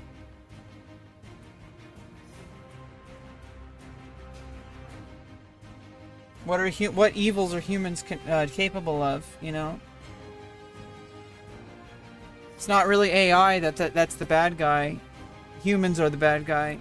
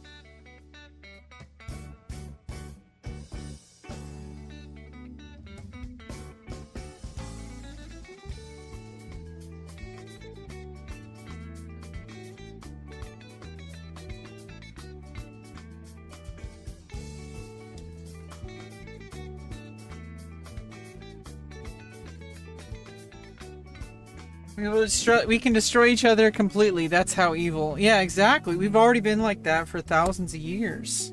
You know how many times civilization has probably reset itself in the past, like, 80,000 years? Like, entire societies destroyed by each other.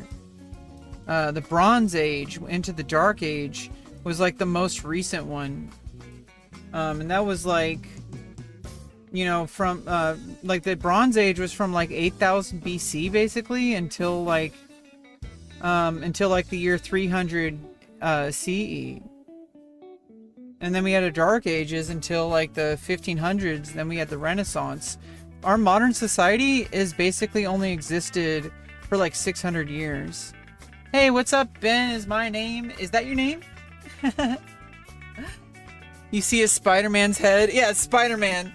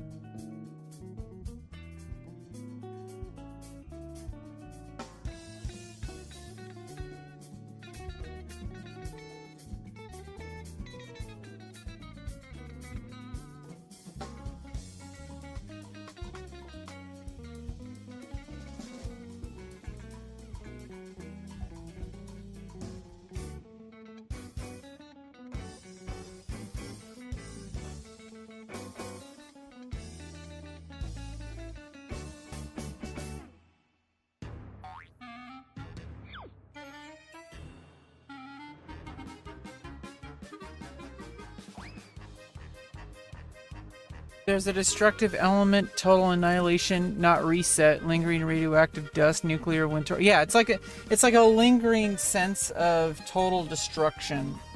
I mean, you can call that a reset, I guess, because it's like we've lived our entire history destroying each other.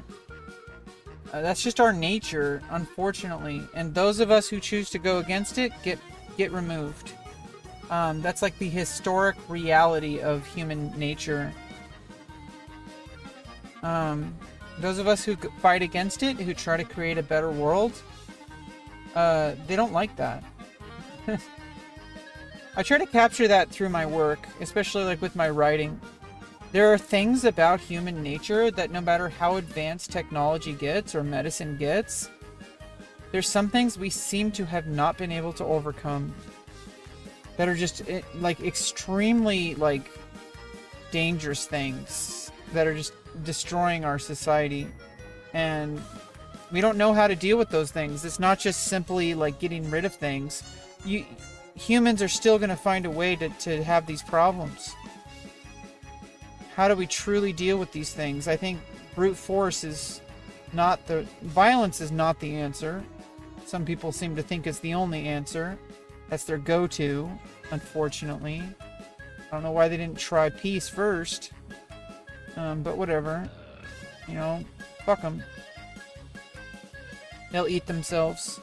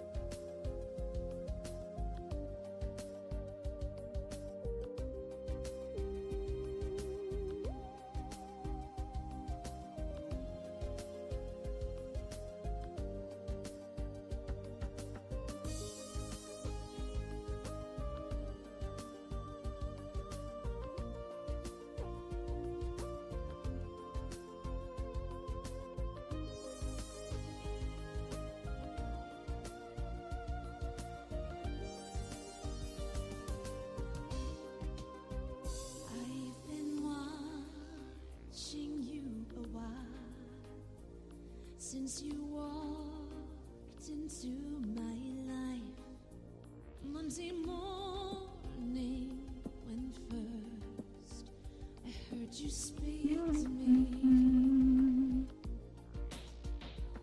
I was too shy to let you know, much too scared to let my feelings show, but you healed me.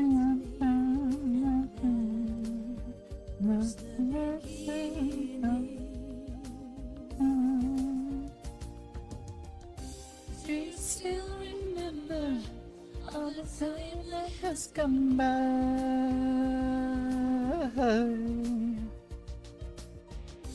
Do you still believe that love can fall from the sky?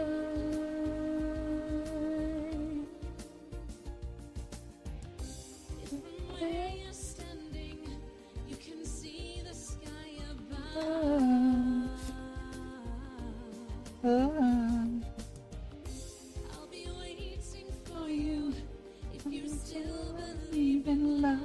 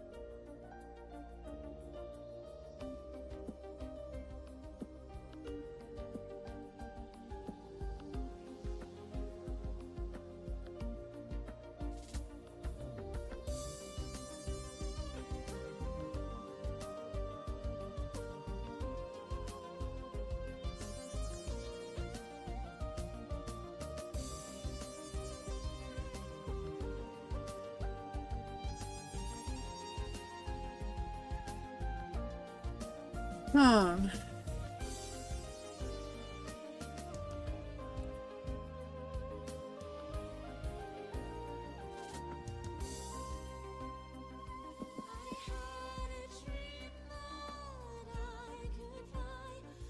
Hmm.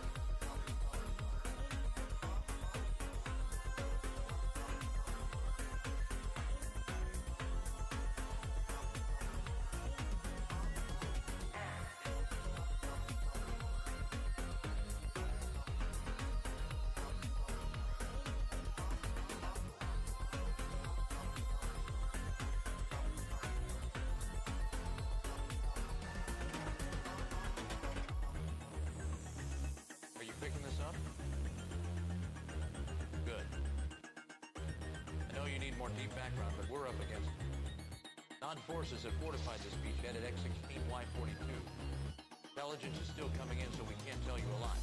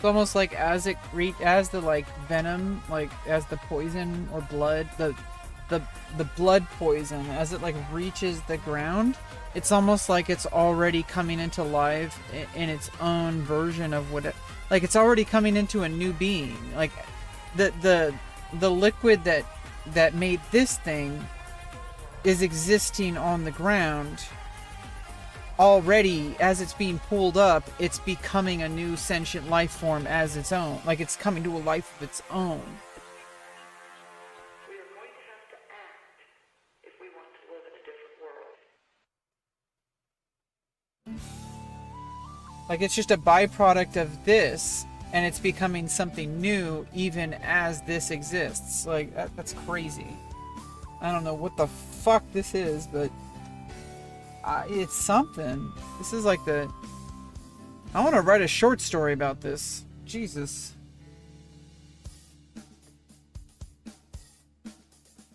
Like even the blood is alive.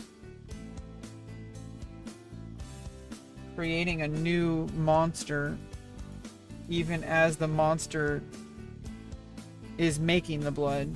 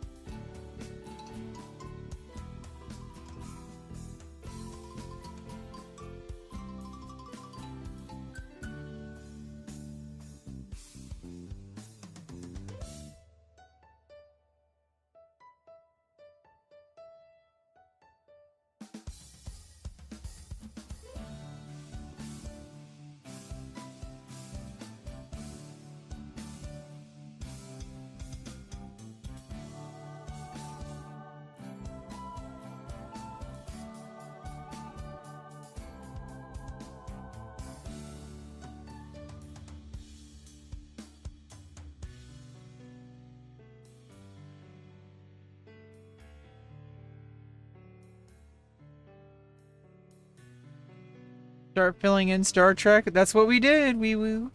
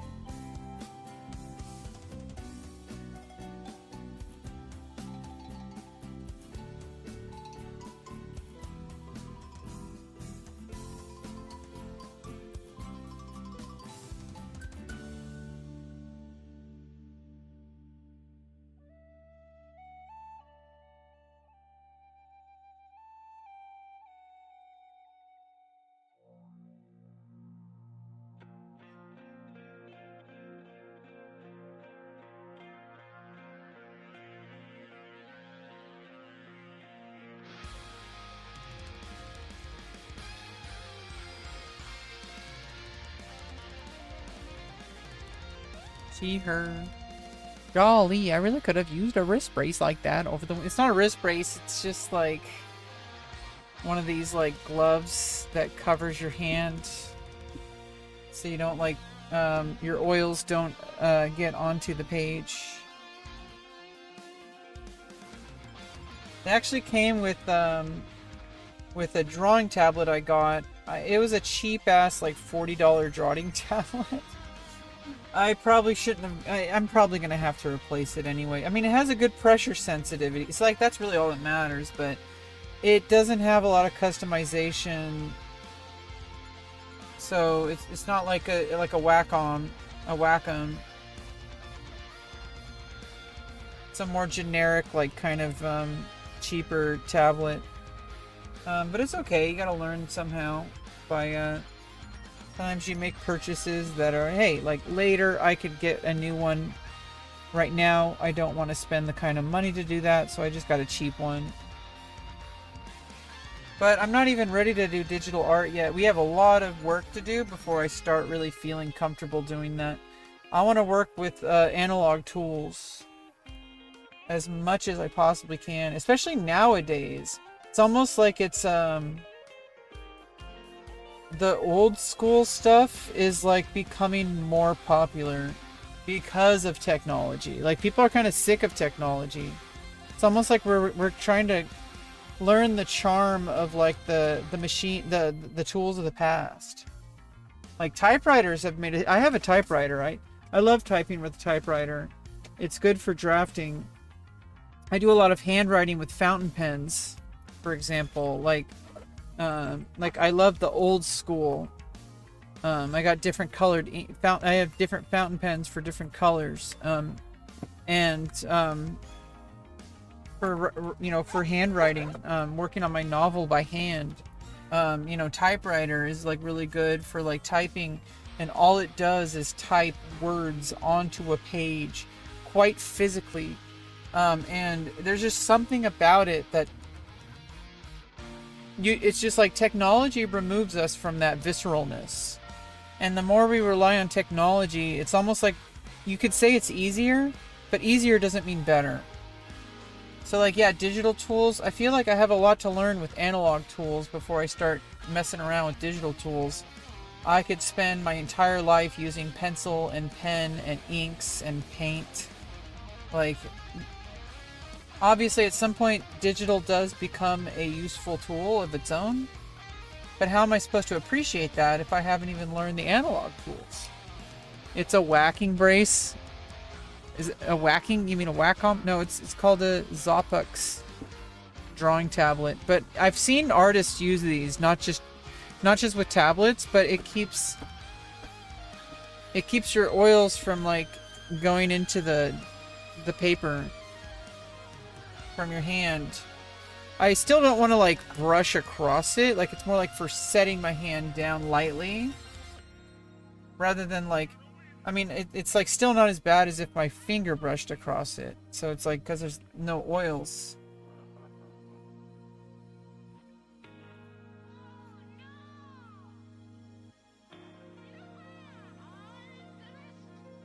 Can you ask you a question? You want me to snore again, Christian? Is that what you're going to ask me, Christian Thomas? Christian Thomas, is that what you're asking? Are you going to ask me to snore again? Because I'm pretty sure that's what you're going to ask me. And I don't know if you're going to ask anything else, but that's probably it.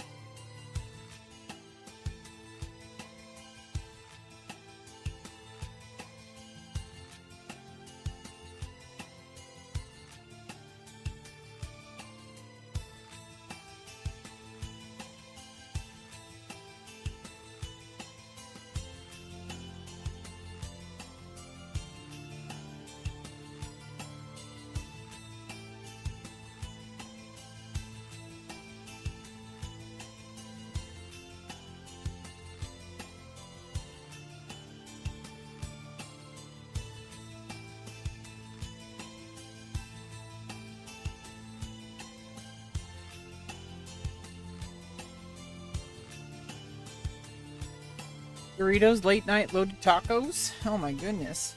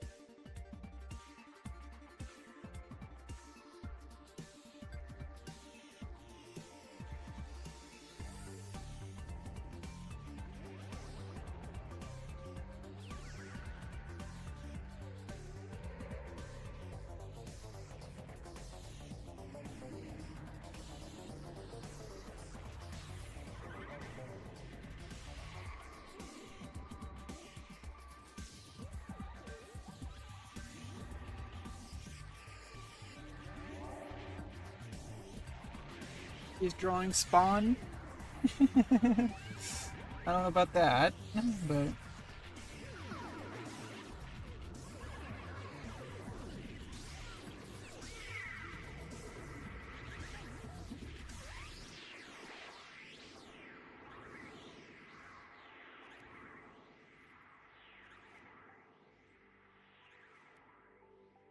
I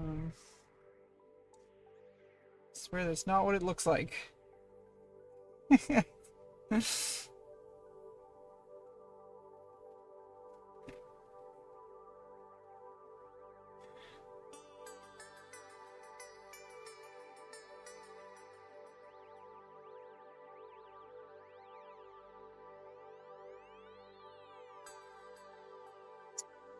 All right. I think that's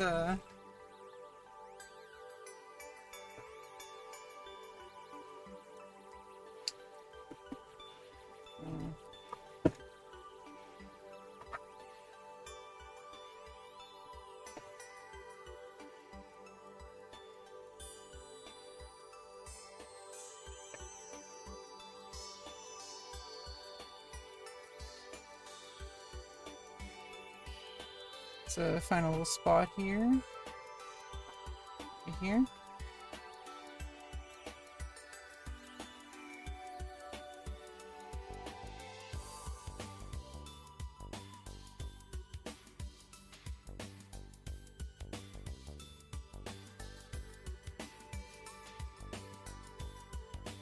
All right. We actually kind of did something complete today.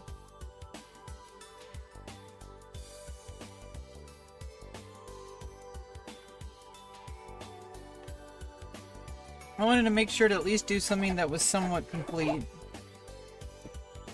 And I signed it. It's officially done. It's a frog? I don't know about that. Some kind of mech suit thing. I don't even know. I was trying to make some kind of mech suit.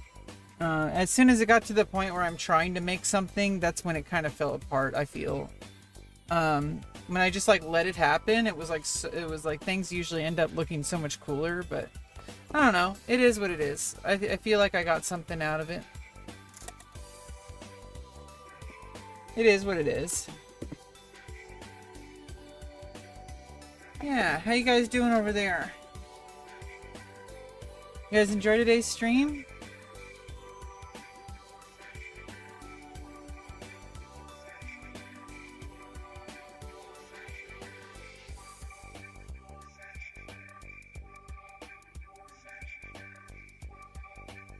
You guys enjoy today's stream?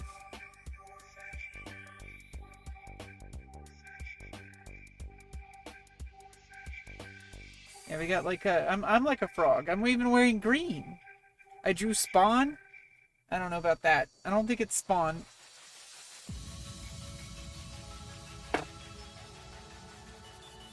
I'm even sitting like a frog and I'm wearing green. Ribbit, ribbit, ribbit, ribbit, ribbit, ribbit, ribbit, ribbit, ribbit, ribbit.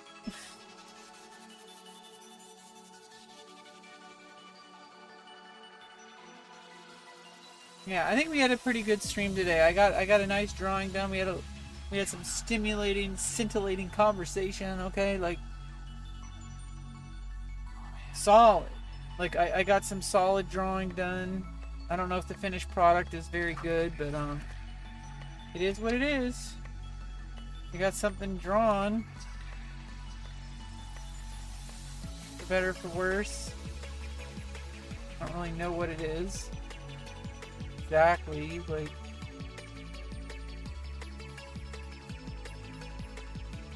it's something. I don't know. Moving on. Tomorrow I'll do another drawing. It'll be brand new.